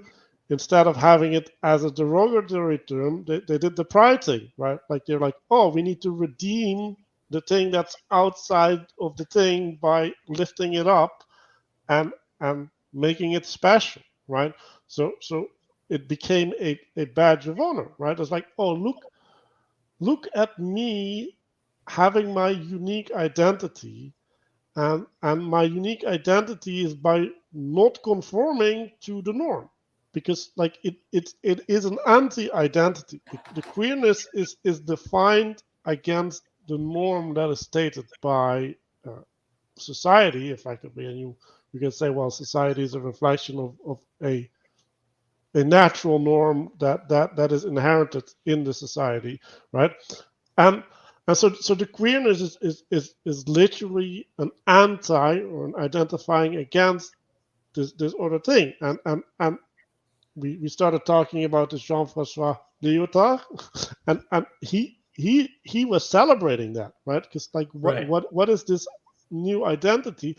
Well, this is a new way of looking at the world. And if we do evolution enough, then maybe a really, really, really beautiful pearl appears among all the shit. That's literally his theory. Right. But then when you get right down to it and you ask him, how would you know that was the case? He admits he can't tell. And so even if he's right, it's not useful because you can't make that decision. And you can't show it to other people because you can't even talk to them. You have the best idea in the world and can't communicate with them at all in any way, shape, or form. So what use is it if it's the best thing in the world, but it's only yours, right? That's just the recapitulation of individualism as parasitic process. And yeah, pure individualism is parasitic, but also we don't want those parasites. And that's the problem with modern philosophy, is that they're trolling you. They're telling you there are these new ways of thinking, or that they're going to figure something out, or that they're implying, oh, we're looking for capital T truth here. And when in fact, none of that is happening. They're not finding anything new. They haven't gotten past Plato. Like explicitly, Nietzsche, he doesn't admit it. Heidegger admitted he couldn't get past Plato. He admitted it in his writing. This isn't even a debate. Nietzsche admitted that he couldn't get past Plato Jesus. knew they didn't, right? They knew they didn't. That's the important part. Nietzsche said he couldn't get past Jesus, so like he just took a different reference point. Nietzsche just said that Plato was always over his shoulder. It's like, well, maybe that's because he's still above you and whatnot. Mills. So one of the products of the PM postmodern philosophy getting into the culture at large was everyone's deconstructing, right, or trying to, which you can't deconstruct. It's an invalid communication. The term deconstruction makes no sense in language, by the way. I tend to see this as a burning away of what is dead and the possibility of revival, but it's not, because you don't know what's dead and what's not. Like you can't judge. That's the trick the postmoderns are playing on you. They're telling you you can judge, and they're telling you you can selectively remove things. You can't do either of those things. That's apparent and observable. And also, what is the thing that you're going to remove? Well, that's the log. Well, it's not the log in your eye. It's the thing in the world that is annoying you when you have the log in your eye. Like you're going to have a projection from you, and you're going to create the world that is not resistant to your fault, your sin, right? Like, so either you're going to conform to the world, and you're going to have to change yourself and better yourself in relationship to truth, right? But if you say, well, truth doesn't exist, then the only option that you have is have the world conform to you. And so you're gonna get rid of white privilege. You're gonna get rid of all the white people because they're in the way of your success because they're more successful and you're supposed to be the most successful. Right. And you see that pattern. I mean, you in particular, Lynn, see this pattern clearly, right? Where they're like, well, if Mark and Manuel just get off the Discord server, it will flourish, right? And Mark and Manuel are on the Discord server and it dies. It's like, you guys think that success is something that anybody has equal access to. And that if the people who seem to have the success that you crave are gone, then you will then inherit it somehow or something. And nothing works that way. Like, you build success and you maintain success. And if you don't, it goes away. And if you can't have it. And then some people can't have it, whatever that it is. Like, we're all different.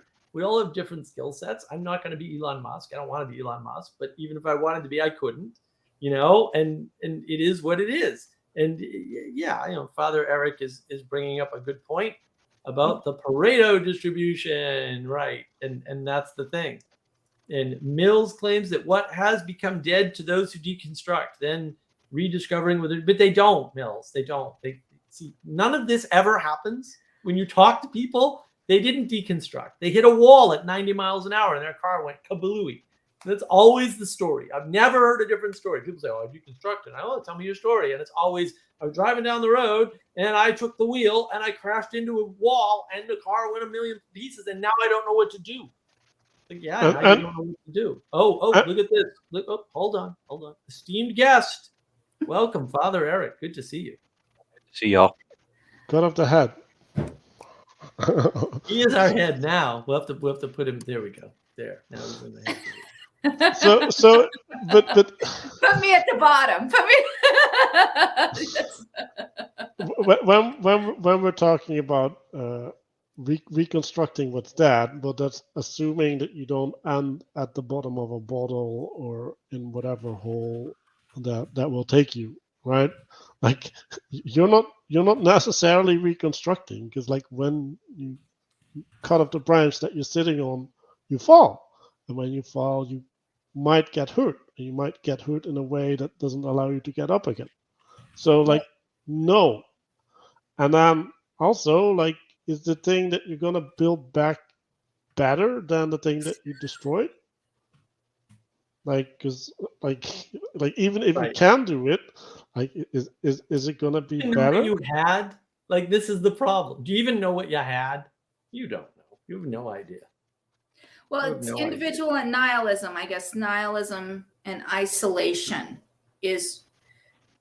that's where that road took me, is isolation and nihilism. Yeah.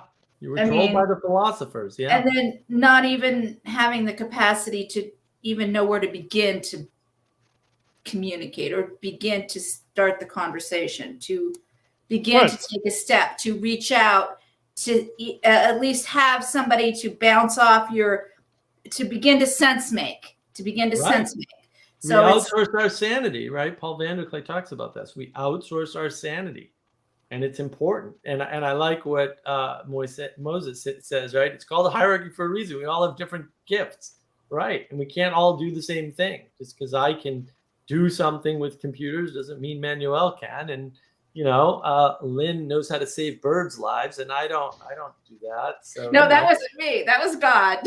Don't you dare even put that. Yeah, you were patient. We're all being like, well, let's tell you how to get rid of this noise. You're like, no, I don't want to get rid of the noise. I want to save the bird. And we're like, we don't know how to save the bird. But you did. You had faith, and faith. No, saved I the world. prayed. I didn't. I just prayed. Yeah, I would say that's a good analog for faith. Praying that the bird is okay, and then it is. So well done. Yeah, No, it we was couldn't not tell me. It was how to not fix the me. bird. That was a miracle. So yeah, this idea, right? Like Lynn got at the place where the philosopher is laughing at her, right? It's like, oh, you're at this bubble. You have your own language, right? Like nobody understands you because like literally you're And it wasn't, dissociated. it was all my friends on Facebook trolling me. I mean, and the algorithm trolling me and not being able to communicate or even reach out for help. I mean, it was this total dead end. Sorry. I don't know. Well, yeah, but what happens if you're disconnected, right? Like in some sense, if you're disconnected, like even the connecty thing, right? Like if I extend a hand and you don't have a hand, me extending a hand is trolling, right? Because you can't reciprocate, and it's like I'm actually showing you your disability, even though I'm well intended. It's like Joe Biden inviting the disabled veteran to stand up and be recognized. Yes, exactly. Unfortunately, and that's what happens, though. You get into this clown world, this upside down thing, and I like Jonathan Peugeot's Clips channel. It's a great clip from a talk he did. I can't remember who it was with now. It might have been Benjamin Boyce. But he was basically talking about, you can't get around hierarchy. So what happens is you invert it, because you can't get around it. So you just end up inverting it. It's too bad. Father Eric, what do you have to say about this Regnus in Excelsis thing on Elizabeth I and do we kill hardened heretics in the Catholic Church? I don't know. It really used to. Haven't done it in a while. How long back? I mean, did they kill them all, or is that what they were doing? We were never that efficient. I know, that's the thing. Like, heretics were redeemable. I think it might have been a tactical error that caused more problems for English Catholics than it solved. Well, that's certainly true, but I don't think the Pope called for her actual execution at any point. Although the Protestants love to demonize the Catholics on these weird grounds. The Pope tried to kill her with a knife. It's like what? No, they always do that. But it is an interesting question. Like what is the Christian answer to this disaster of a culture war? Right? Like, how do you redeem that which is straight? I don't get the question. Well, there's people that have strayed from the truth, right? Like we were talking about, at a certain point, the tolerance has to end, right? So, like, what do you do? Like, how do you resolve that? You call people to repentance. Yeah, and if they don't, right? Well, and that's the issue. Mark the dust off the bottom of your shoes and move on. But you can't. Look at these people. Have they kicked the habit of killing heretics? Dude, there are heretics all over the Catholic Church to this day, and there always have been, and almost none of them get killed. Honest to God. You can look it up. I don't know where these people get this fantasy from. It's really weird, though. Yeah, what was it, Copernicus or whatever? Like, they didn't kill him, right? Galileo? No, he had house arrest, cushy house arrest. Like, Galileo had really cushy house arrest. Like, that whole story is like, what are you guys talking about? He was treated pretty. It wasn't his house either. Like, it was. Yeah, it's just crazy. Just admit you don't know, Mark. No, I'm not. No. I know it's not in there. Like, the killing is not in the papal bull. Like, I do know that. You can look it up too, by the way. You're assuming I don't know because I didn't actually do any research. That is false. He's not closer to on topic. He's saying people use an excuse to plot against the Queen. Really? Well, that happened with Guy Fawkes too. Do we blame the Pope for that one? Like, how many plots to kill kings are Pope's fault? I don't understand, because everyone's got an excuse for why they plot to kill a monarch. Like, Watch Monarchy. It's a great series. I learned a lot from it. It's very limited in scope for history because you're just talking about certain aspects of monarchy in England. But that's the thing. And the Pope did not call for the killing of a monarch. It didn't happen. Not in that instance. It didn't happen. You literally can just look it up on Wikipedia and they pretty much say, nah, that didn't happen. Like they say it too. It's not that I don't know. It's that, well, the consensus is that didn't quite happen that way. And so the fact that a statement might have led to a plot is whatever. I mean, that happens all the time. So, oh yeah, just a little joke. Look, everybody wanted to be in the Spanish Inquisition. They didn't want the local courts hearing their cases. The Inquisition was kind, or at least kinder than the local officials. Don't we leave that out? You know what it is? It's Monty Python history. That's the problem. Monty Python history. More trolling from the philosophers, I say. More trolling from the philosophers. But that's really the issue is, these ideas, they do filter down. And we adopt them whether we realize it or not. Like we adopt postmodernism if we've never read a line of postmodern philosophy. And to be fair, right, like these are perennial patterns, right? Like Seguro was like, yeah, postmodernism is basically romanticism, but more extreme, right? So it's like it's the identification against the dogmatic oppression of whatever came before it, right? And then we get this liberal. So we got a spiral, and we get to the same place, but we're farther from the center. Exactly. But right, like there's a way in which these things can be propagandized, right? Like they can be promoted in things like the Matrix or whatever, right? Where it's being put in a nice, enchanting package. And like you walk away with it, and it's just as the introduction to the philosophy book, where that is a problem.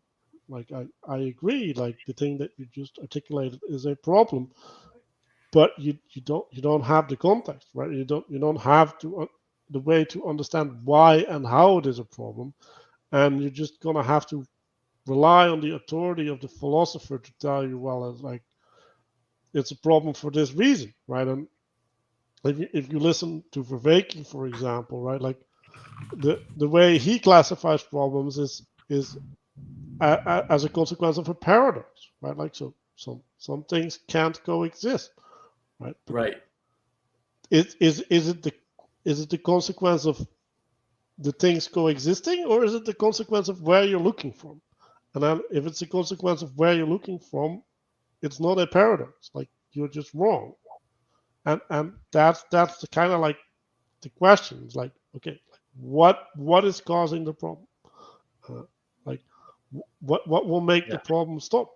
Well, don't let the philosophers tell you up front things like it's terror for them to like what, and misuse the word in the process. Like, yeah, I like this comment. My world was rocked when I read that flat Earth had been a 19th century attempt to discredit Catholics. Yeah, talk about trolling. Yeah, it really is trolling too. It's fascinating that so much trolling goes on. And Anselman, I'm not going to defend the Jesuits. The Jesuits definitely have a problem, but like conflating the Jesuits and the Pope is that. That you can actually do that right now if you want to. Well, right now because the Pope is a Jesuit, but but it's flattening of the world. There we go. the Jesuits are not doing so bad at the moment. Oh, here we go. Don't we have two popes though? I mean, technically. Technically. Cynthia, this is why I chop wood and carry water as much as possible. Yeah, you got to do the work, right? Then you don't get trolled by the philosophers, right? The minute you actually start engaging in the world, the philosophers' attempts to troll you into postmodernism or whatever, Hegelian dialectic, whatever other kind of made up garbage that they made up last week because they ate some bad food or something. and spent too much time in the No. toilet. It's really not that complicated, Mark. It's because they're French. Well, it doesn't explain all the German ones, but yes. Yeah, that's true. Yeah, no, the French are a problem. That's for So sure. who was Master Eckhart? Now, was he Catholic? I mean, Yeah. yeah, but everybody was Catholic then. But he was a heretic, wasn't he? Well, it's more like, so he went in front of, I think it was the Parisian tribunal, and he was not wanting to be in rebellion against the church, and he was willing to submit and recant. Basically, he got in trouble for being just kind of wild. So he was like making the argument, God is nothing, and then making the argument, God is everything. And I think it was just supposed to be kind of frame breaking, but it wasn't appreciated. Yeah, that's that that whole idea of we can find God by looking where he's not. And So the eye within the eye is the eye which God sees me is the same eye with which I see myself. That's his favorite quote. I haven't studied him really that much, so But that's I think that's in the Bible at a certain point, right? Like God will. I'm not. Call me by my name, and I will like my true name or something. Right, but a lot of these patterns are just extracted out, and then they're isolated. So, for example, non-theists, right, in the classic tradition, as Vervaeke somehow didn't know, because Protestants don't study anything, apparently. The church, a bunch of church fathers were non-theists, but in order to find out where something isn't, you have to start by defining it. You didn't have a precise, accurate definition, but you have to kind of say, like, well, you'd have to define God to look where God isn't. Like, it doesn't work. It's like a piñata, right? It's like if you miss the piñata, that's one thing if you stand in front of it. But if you stand like next door, you miss the piñata when you say it doesn't mean anything. Or if you never define what a piñata is and you just start swinging. And that's very much the trick that Segru points out in that video that I posted in the beginning, right? He says, look, the starting point of the argument is that to tell somebody they can or cannot have an idea is terror.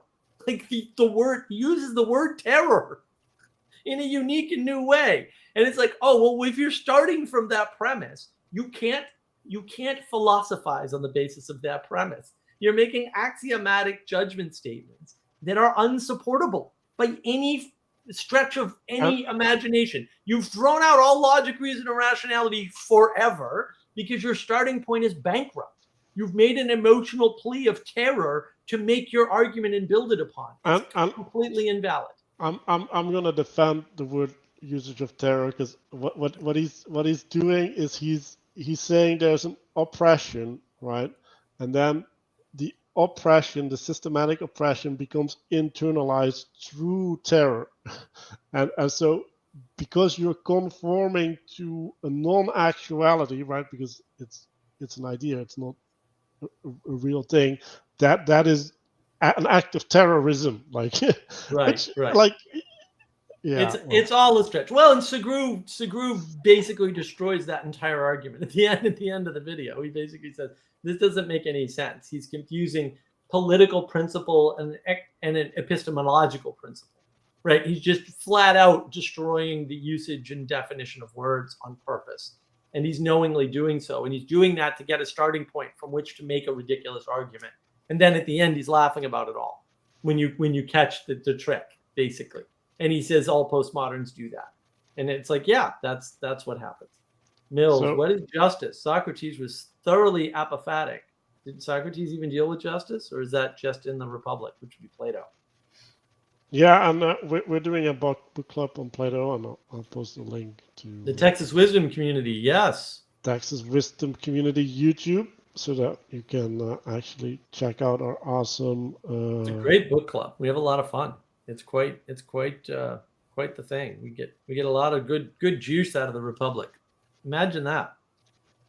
And I think he he does define it, right? But like justice is like a second order thing. Like it's a Right. thing that's contingent upon a body and the relationships within that body, right? And like I think he defines it as the maintenance of good relationship or something. Right. Yeah. Uh, And again, right, for Plato in the Republic, effectively what he's saying is the only way to know justice is to look at it at a certain scale, the scale of a city. Right? You can't know the whole opening of the Republic is you can't know justice by using single person examples. That's the whole opening of the book. That's book 1. You can't do that. That's what he says. You can't do it. We're gonna have to talk about cities in order to get to justice because justice is that complex. And then they just, it's not about politics either. In fact, the word politics is only used a few times in the Republic, and it's used to refer to specific situations, not to the project in the Republic of building a city. So the ancient Greeks did not conceive of politics the way we use the word at all, and we conflate that, by the way. So there's lots of good gems in the Republic. And so he's defining the word justice or the concept of justice in relation to 3 other virtues, right? And virtues are not a static entity or like a being, like they're becoming or they're the process of becoming, not the process of being. And then like there's a thing that emerges from those things, right? So it's like a third order concept, and like you can't capture the other virtues in a good definition. So if you want to have a way to relate these things. But that's real philosophy. It's all participation. He's not talking on the abstract like the postmoderns. Welcome, Chad. What's going on? I don't know. What are you guys talking about? We're talking about modern philosophy and why it's trolling. What's modern philosophy? Modern philosophy is basically the philosophy after the Enlightenment, where it basically rediscovering or trying to redeem the Greek ideas, right? Like they're getting the Renaissance, where they're getting all these things back, and then they're building a thing, and what they're building is a consequence of them seeing the things that were known for a long time, and then picking them out and then focusing really hard on them.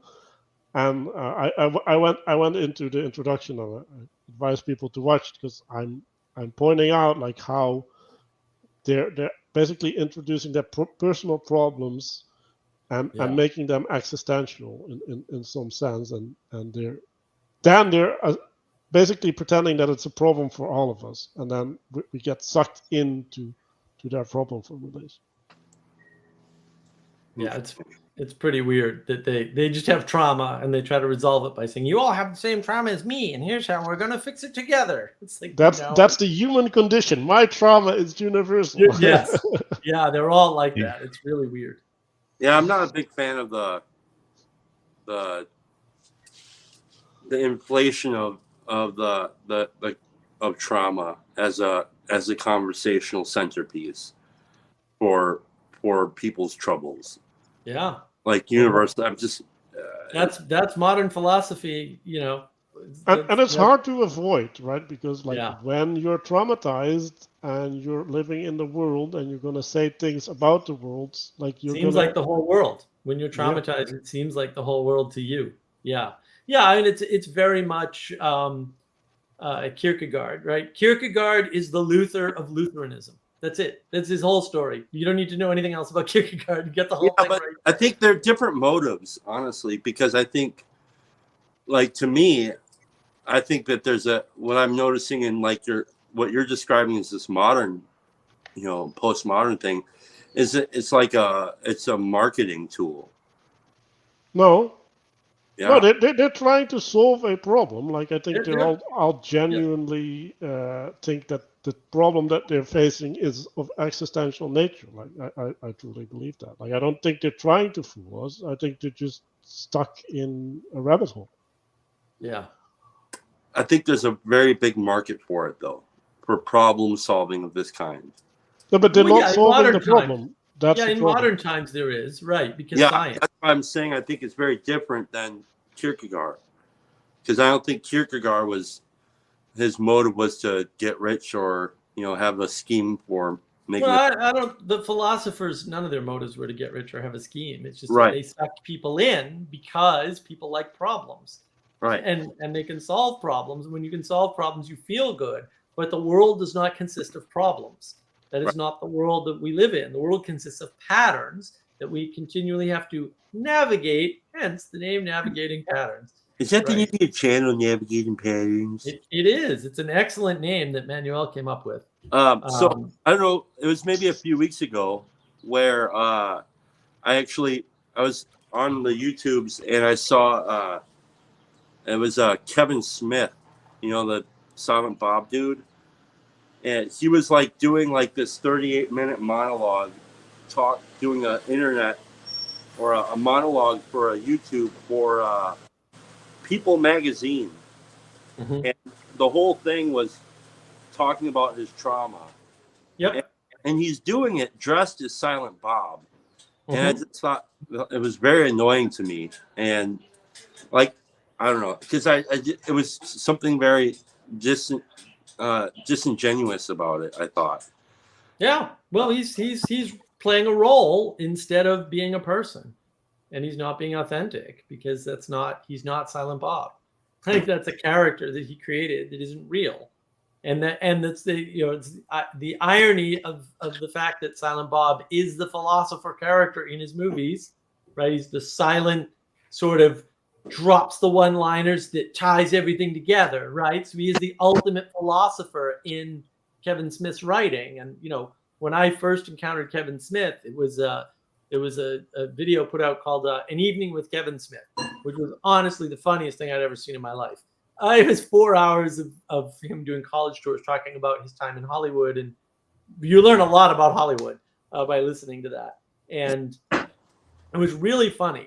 But a lot of people have talked about in the past few years, he's really broken down and like had a break with reality and like gone off the deep end. And that's certainly true. I mean, if everybody around you is telling you the only motivation for anyone to do anything, including corporations, is money, which is observably false, then you're going to start acting like that eventually.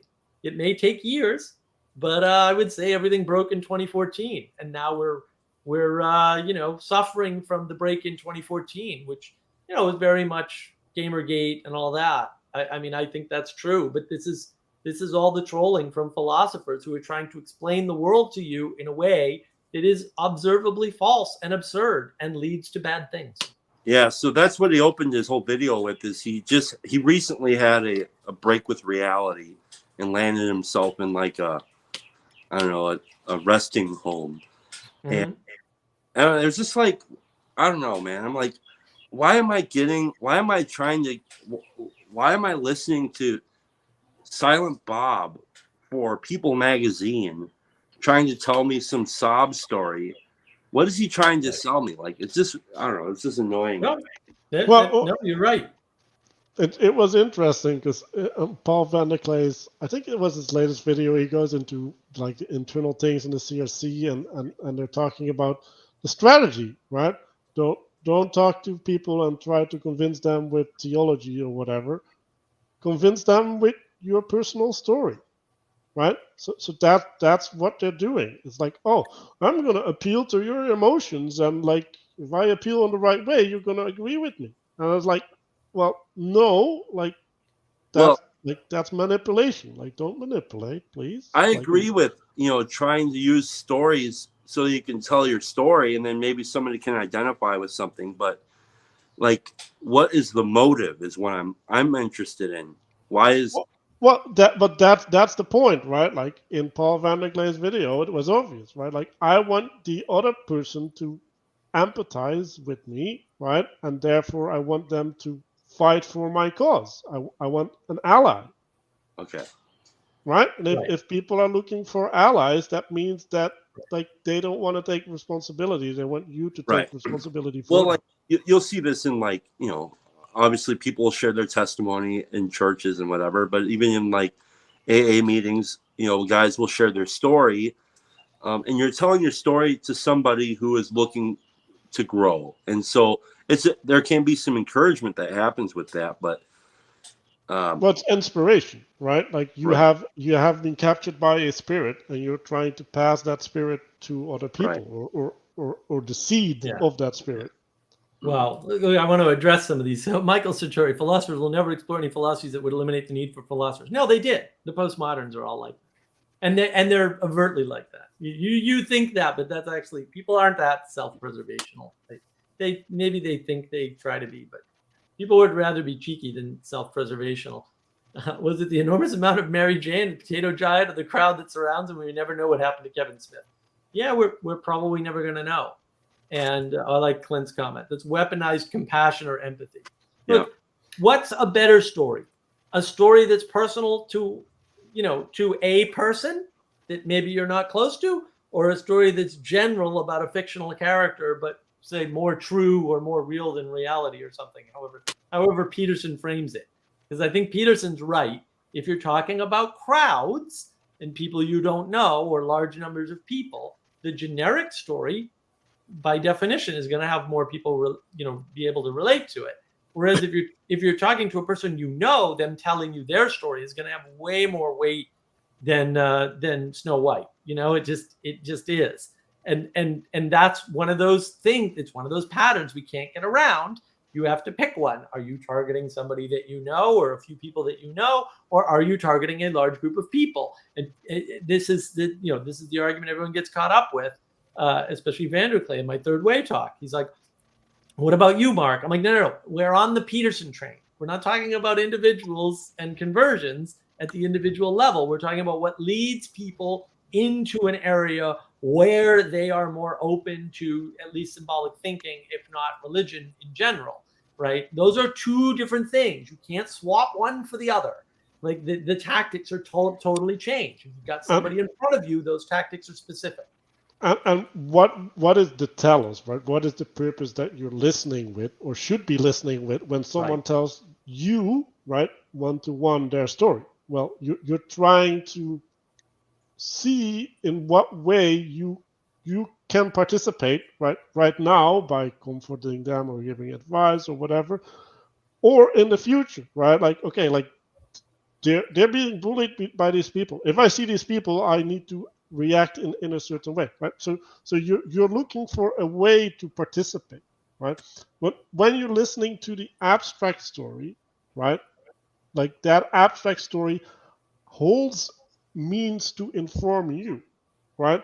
So it would be silly to start empathizing or whatever with that story, which is in some sense what the philosophers do. It's like, I'm going to resolve the problem of the abstract individual in the story, because that's a problem, and if I can find the answer to the problem, then I've found a solution to life, or a part of life, right? Like this is what Fakey says, grief is a problem.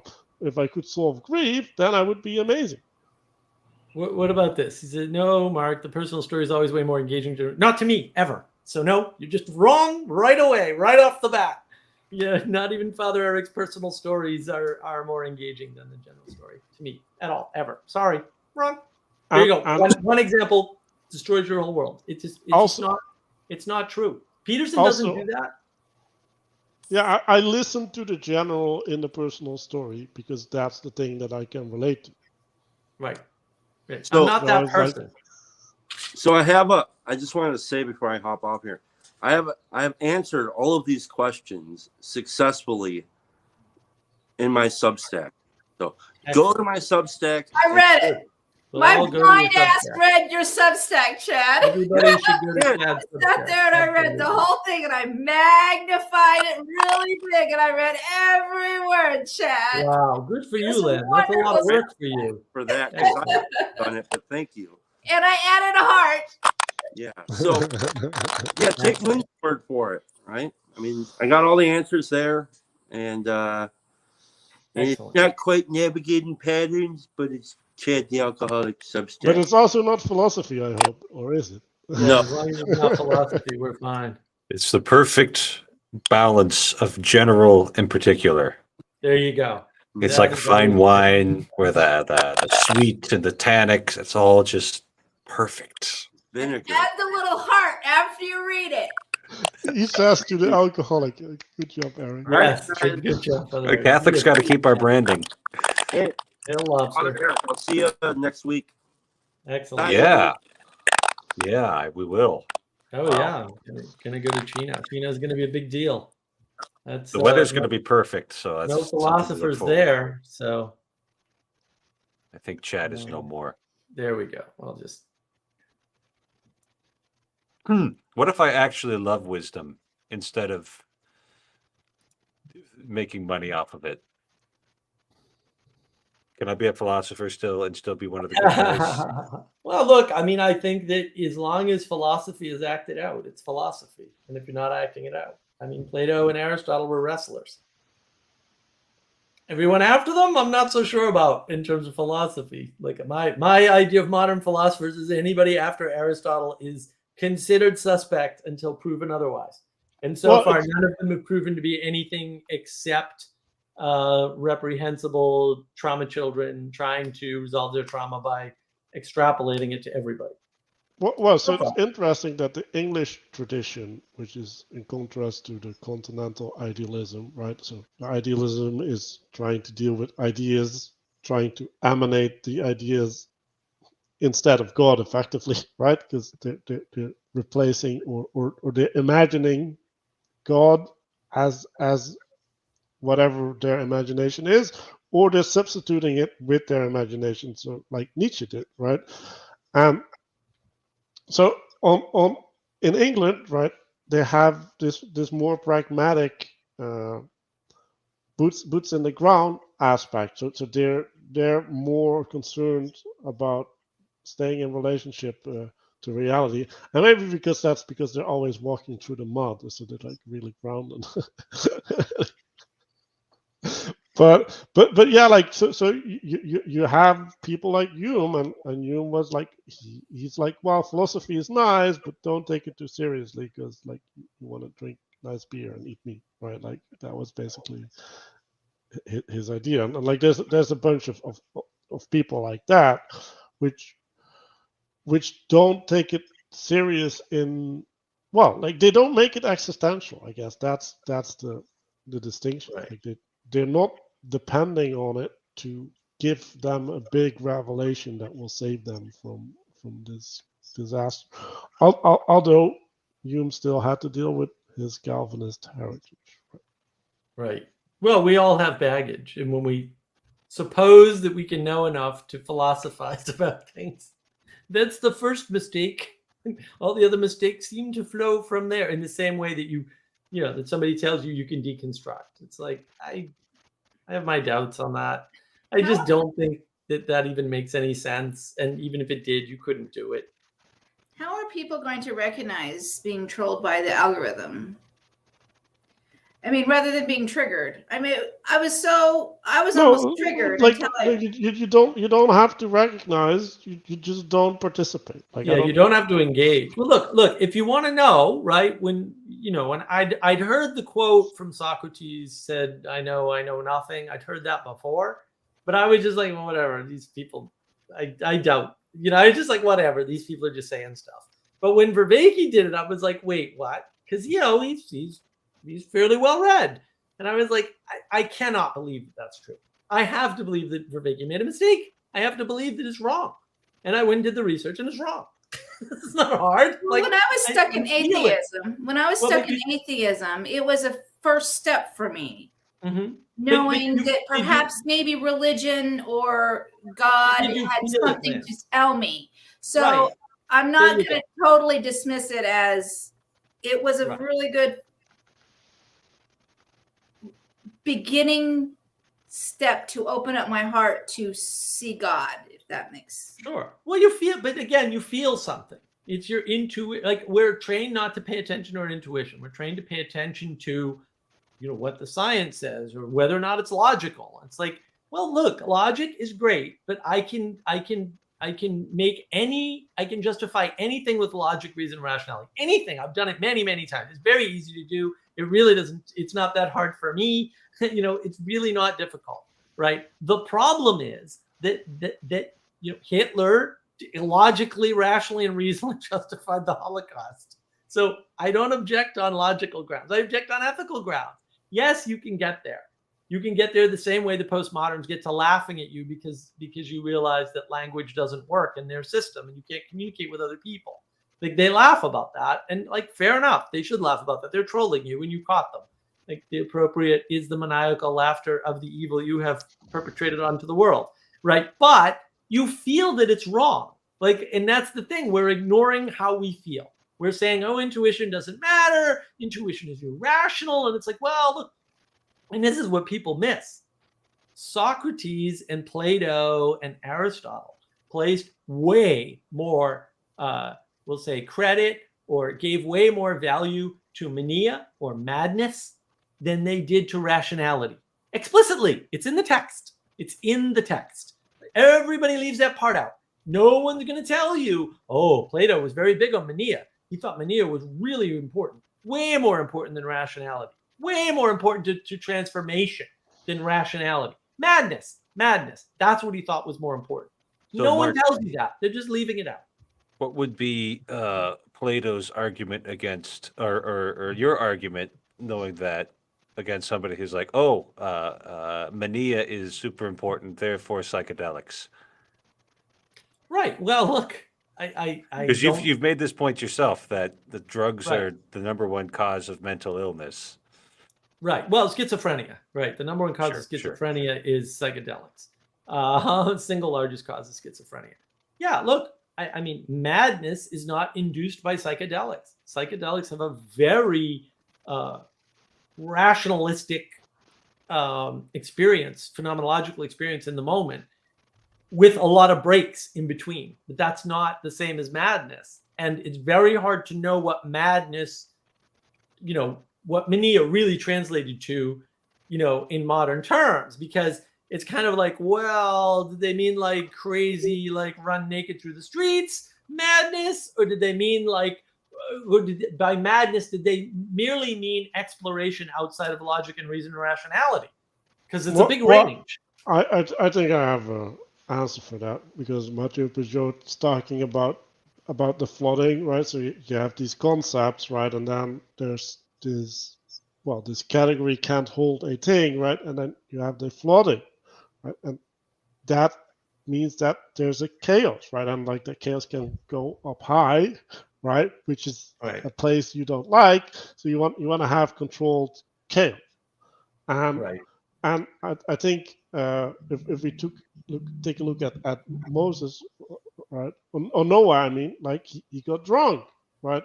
Which is effectively taking in control the flooding, right? Like he's doing a miniature flood in himself in order to recalibrate, right? Like you can see what, like, oh, I don't feel nice today. Let's get a glass of wine, right? Like to chill out, right? You're trying to force the relaxation, like in a sense that's a sin, right? You shouldn't be using wine to relax. You should just be able to relax. So what's the thing holding you back from that realization? Well, that's the thing that you have to deal with, right? Like that's your oppression. And so if you're not dealing with the thing that's holding you back, then you can get your relaxation, and like that might actually be good, right? Like taking a glass of wine, there's nothing wrong with doing that once.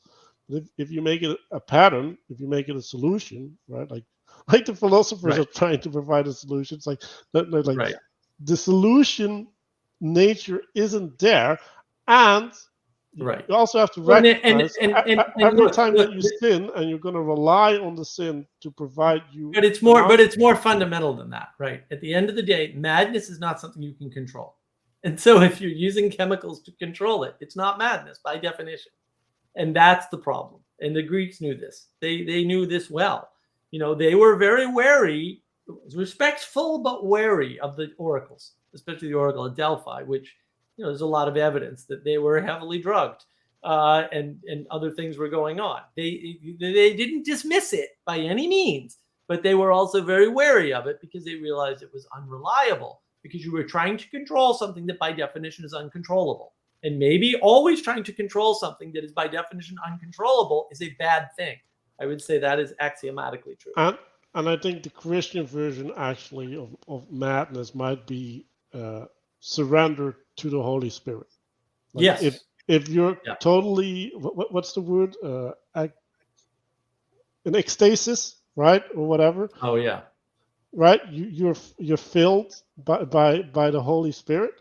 You're mad, right? Like you don't have reason. Like you lost reason. Yeah, like the reason's you're gone. operating with reason on a higher. You're operating according to somebody else's reason. Right. Or well, this is where reason crosses into telos, and that gets you mean reason or reason?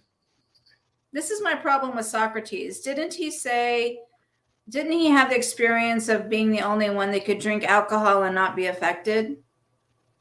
These are allegations. Yeah, that is the allegation that is made. This is my issue, is because it's like, or the Buddha eating pork. That's what he died from, eating bad pork. It's just these are suspicious stories, to be sure. And then they're probably instructive, right? They're probably instructive, but they're instructive of what? And that's where the problem comes in. What are they instructing you about? And that's the problem with mania, is that it's hard to know exactly, right? Because it's not an exact thing, it's an exploration. But you can't control an exploration in the same way that you can control something that's, we'll say, not an exploration. Well, so what? Like, if we look at it symbolically, like, what is getting drunk? Well, getting drunk is having the things on the bottom of the hierarchy, right? Like the specifics get flooded, right? Now, if you're not founded in proper hierarchy or whatever, like the loss of the stability will like disrupt your capacity to relate to the world. Like it will just break it. So my personal experience, like I have had multiple times that I basically felt part of my brain fainting. Well, that means that I didn't completely faint. So that means that there was a other part of my brain that was able to hold awareness while there was a dysfunction somewhere else, and that means that I have a capacity that I didn't have that before. Like before that, like I would have fainted. No, I want to address this. Expand trolled meaning to include the method of fishing. Well, it's always meant that, actually. Trolling the motor around with the line in the water. The algo does well. That was the game of trolling, was to see who you could catch, or who you could fool, or who you could get entranced. Right? That was always the mode of trolling. That's what trolling is. Trolling isn't necessarily some specific targeted thing, because you're throwing out a bunch of propositions to see if you can rile somebody up. That's a form of trolling, but so it's still just catching them in the net.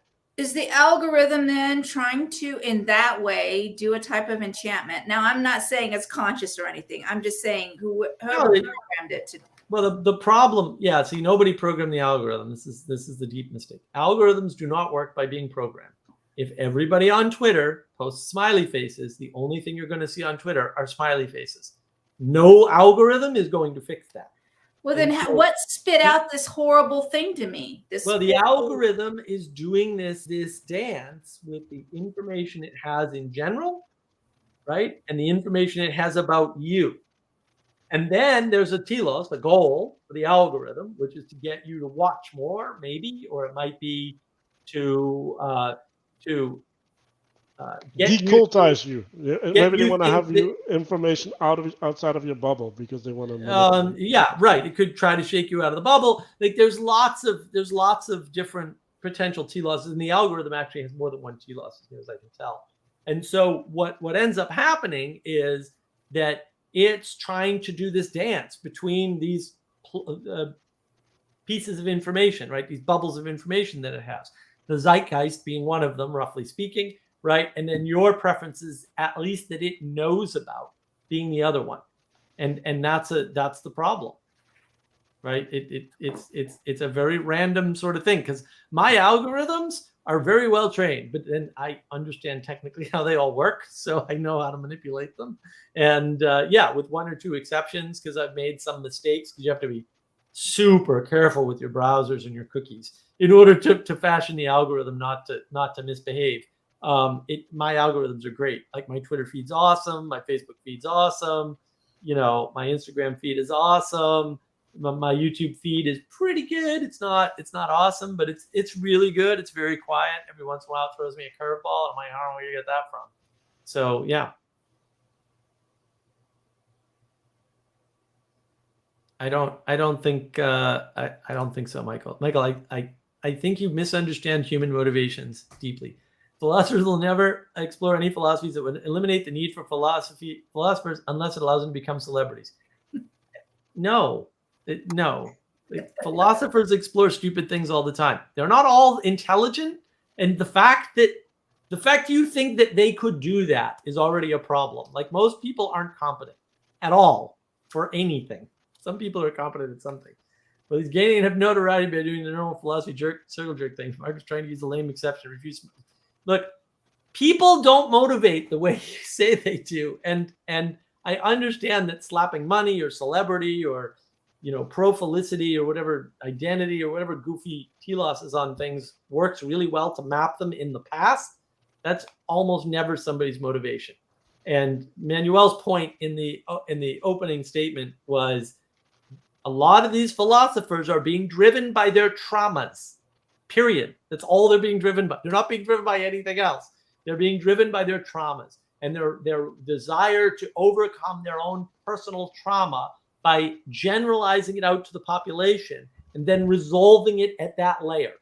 And of course, that's stupid and doesn't work, because your personal trauma is unique to you, right? So their motivations are actually around their trauma, and they're not singular. And that means the other motivation that I ascribe to philosophers, which is a positive one, is that they actually make an observation in the world, like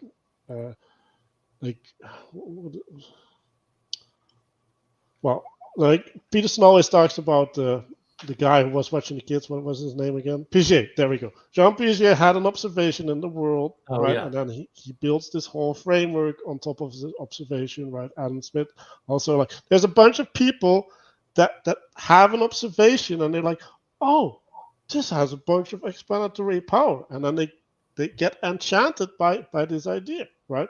Exactly. And like, sometimes this idea is so amazing that, like, you build economics as a science, or you build psychology as a science, or whatever, right? So there's this idea that drags the person along. But what does that do, right? Like, it reciprocally narrows your understanding of the world to one domain.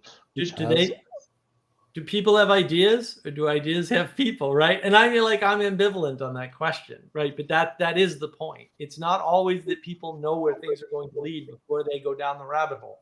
That's what they have to go down the rabbit hole in order to find out where they lead, right? Like, I think in some sense that's the purpose of philosophy. Right. Like, it's like, oh yeah, like, this guy goes down there, but they present their trip going down into the underworld as if that's universally true or important or anything. And like, we got inherited with all of these frames, like, the economic frame, the political frame. Like, all of these things are a consequence of philosophers having means to describe the world, or like zeitgeist, like fashion, right? Like Freud, like, the unconscious, right?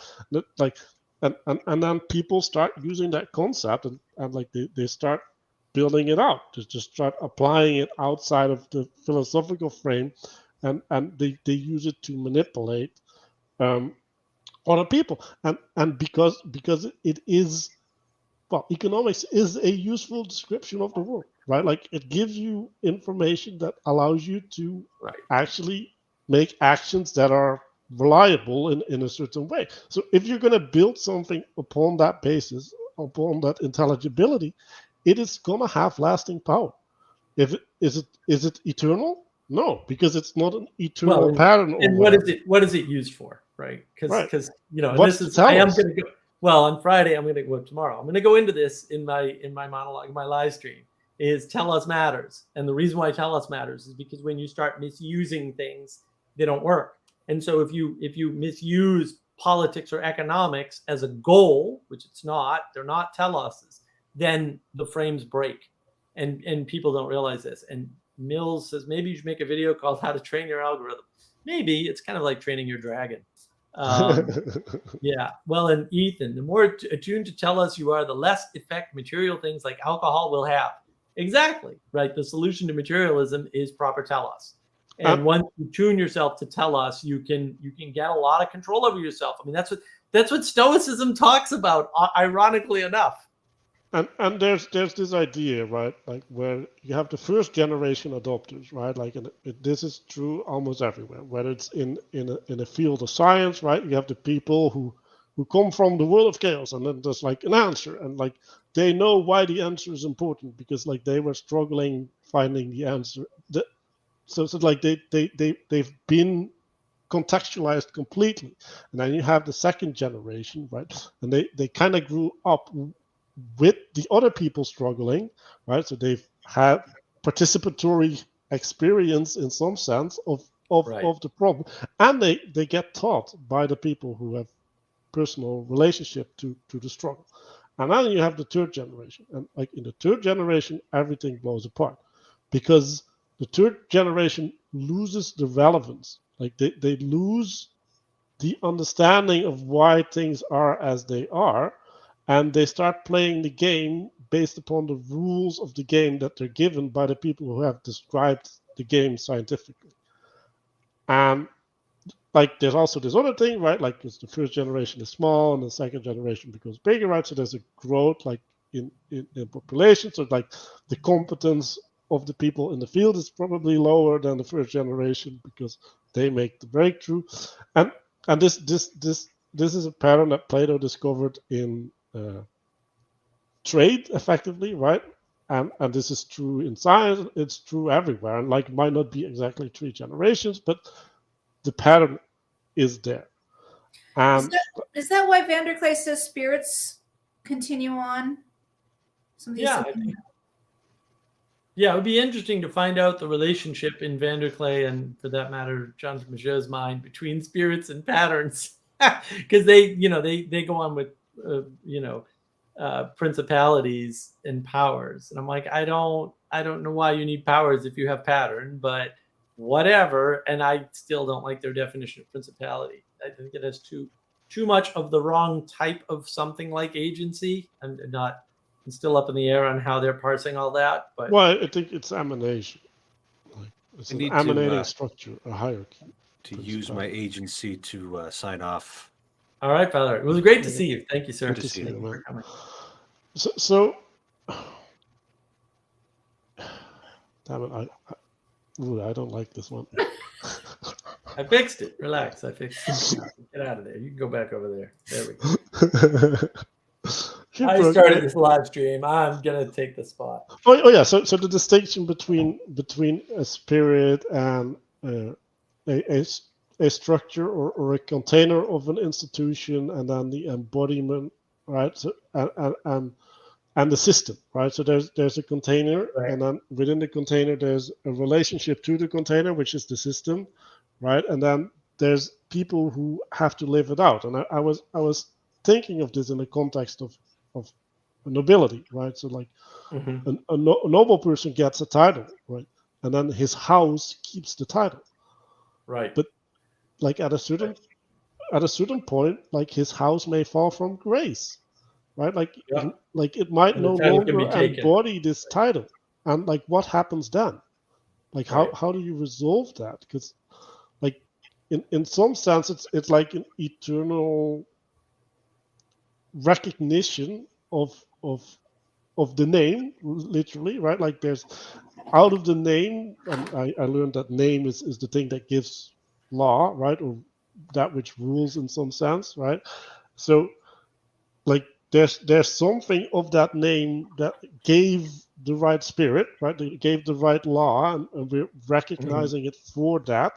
But now the manifestation of the name, right, the body that the name has in the world, no longer is exemplifying that. Like they're not Right. upholding that, which is kind of what Israel did, right? Like they didn't uphold their status of the chosen people. And like, what do you do if that happens? Like, Right. Well, we know what happens. We know what happens. revolution, All over the yeah, Bible. I guess. Right. Right. Well, They and that's died. the thing. But that's not my, I'm fine with emanation. I'm fine with spirits. It's the principalities and powers part that still, I don't know how they square that circle. Be interesting to hear them talk about. I should have asked Peugeot when I was at No, like what's wrong with saying that a principality is a emanation? Like, okay, that doesn't resolve the agency issue that they clearly place in the principality. That's still my issue. It doesn't go away because you say it's a type of emanation. Well, so like this is going back to the philosophers, right? The philosophers has this idea that there's this interaction between the system, right, and the potential that the system gives the individual within the system and the individual agency, right? And effectively what they are saying is that because we dissociated from nature, right? Like we've started entering in more and more systems, so our freedom or our ability to use our freedom is constrained as a consequence of the necessity I don't have of the a problem system. with any of that. That's all true. Yeah. Well, so then It's not relevant, but it's true. But the fact that there's an information happening from the system towards us means that there's some type of I agree. So you can use emanation and spirit. You don't need principalities or powers. I still agree. I don't know why Peugeot uses that. I don't know where the powers and principalities comes from. You don't need it. Well, but I think the principality is the container for the spirit. Like I think that's maybe. Where's the powers? I don't again. Well, I think the agency issue. I think the powers are natural law. Maybe I can't tell. I don't. This is the problem with Peugeot. I don't believe him. Fuzzy for me, but right. Well, thank you. Then it's fuzzy for you. It's fuzzy for me. I don't believe him. I don't think there's such thing.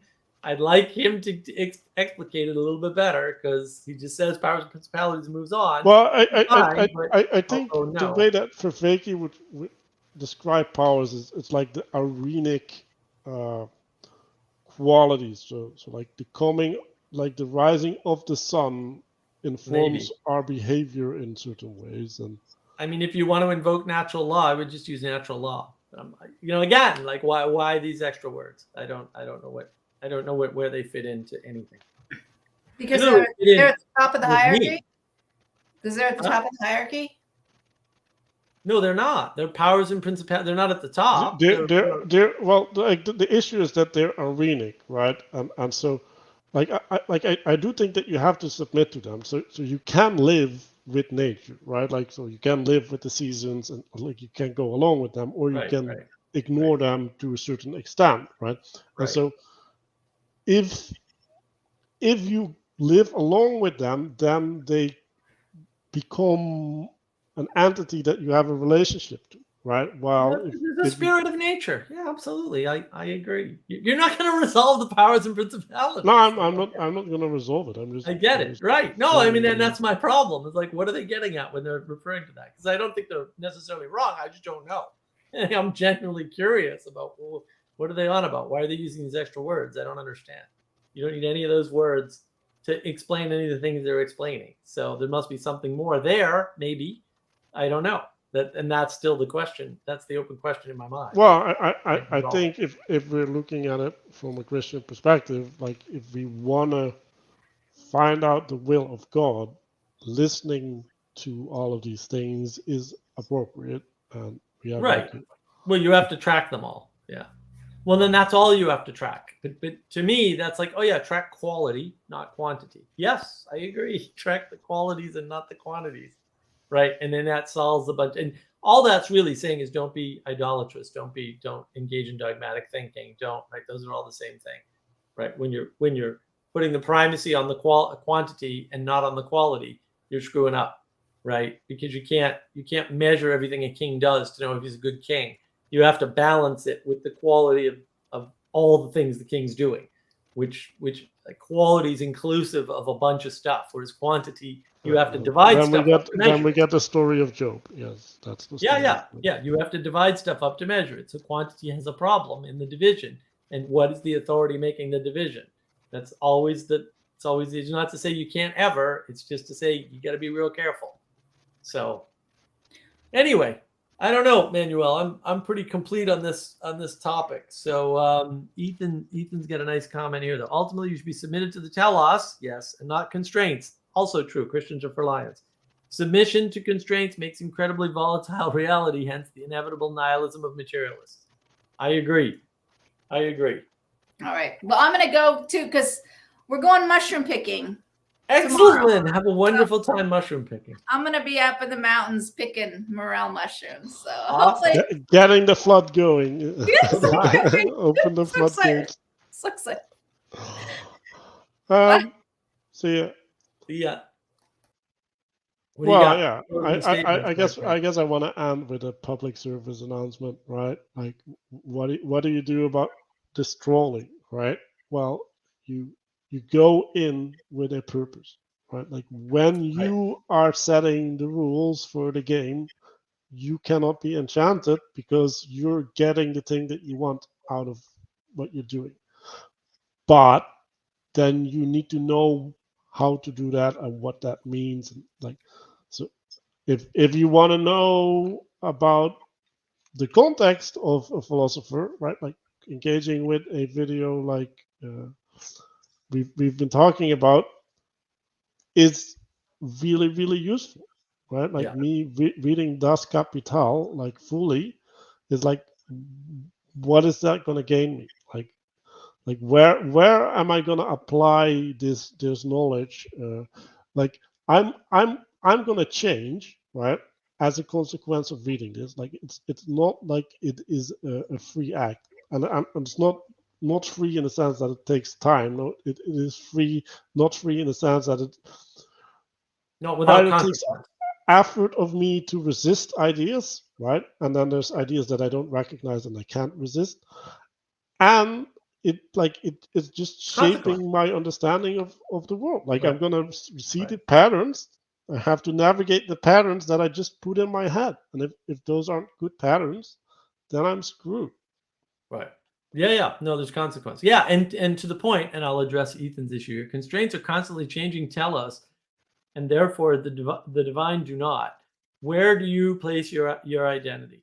Well, look, I think that's an excellent question, and I think that is the point. That way to resist enchantment in general, particularly from philosophers, is called telos, and that is why tomorrow at 7 p.m. Eastern we will be doing. Coincidentally, all this happened coincidentally as usual. We will be doing a live stream on telos, and that is the magic secret. And you can go back and boundaries, discernment, judgment, right, action, right, all these things, avoiding soothsayers. The telos is going to tie all that together, hopefully, if I can pull off the monologue, which I'm still taking notes on. But anyway. I'm glad so many people engaged. I'm hopeful that this was helpful to people. It seems like we had some good engagement. We're gonna do more of it if people like it, right? Like, subscribe, tell other people, tell everybody how awesome navigating patterns is. Go to Chad's Substack, right? Yeah, excellent. All right, guys. Well, thank you very much, and have a lovely day.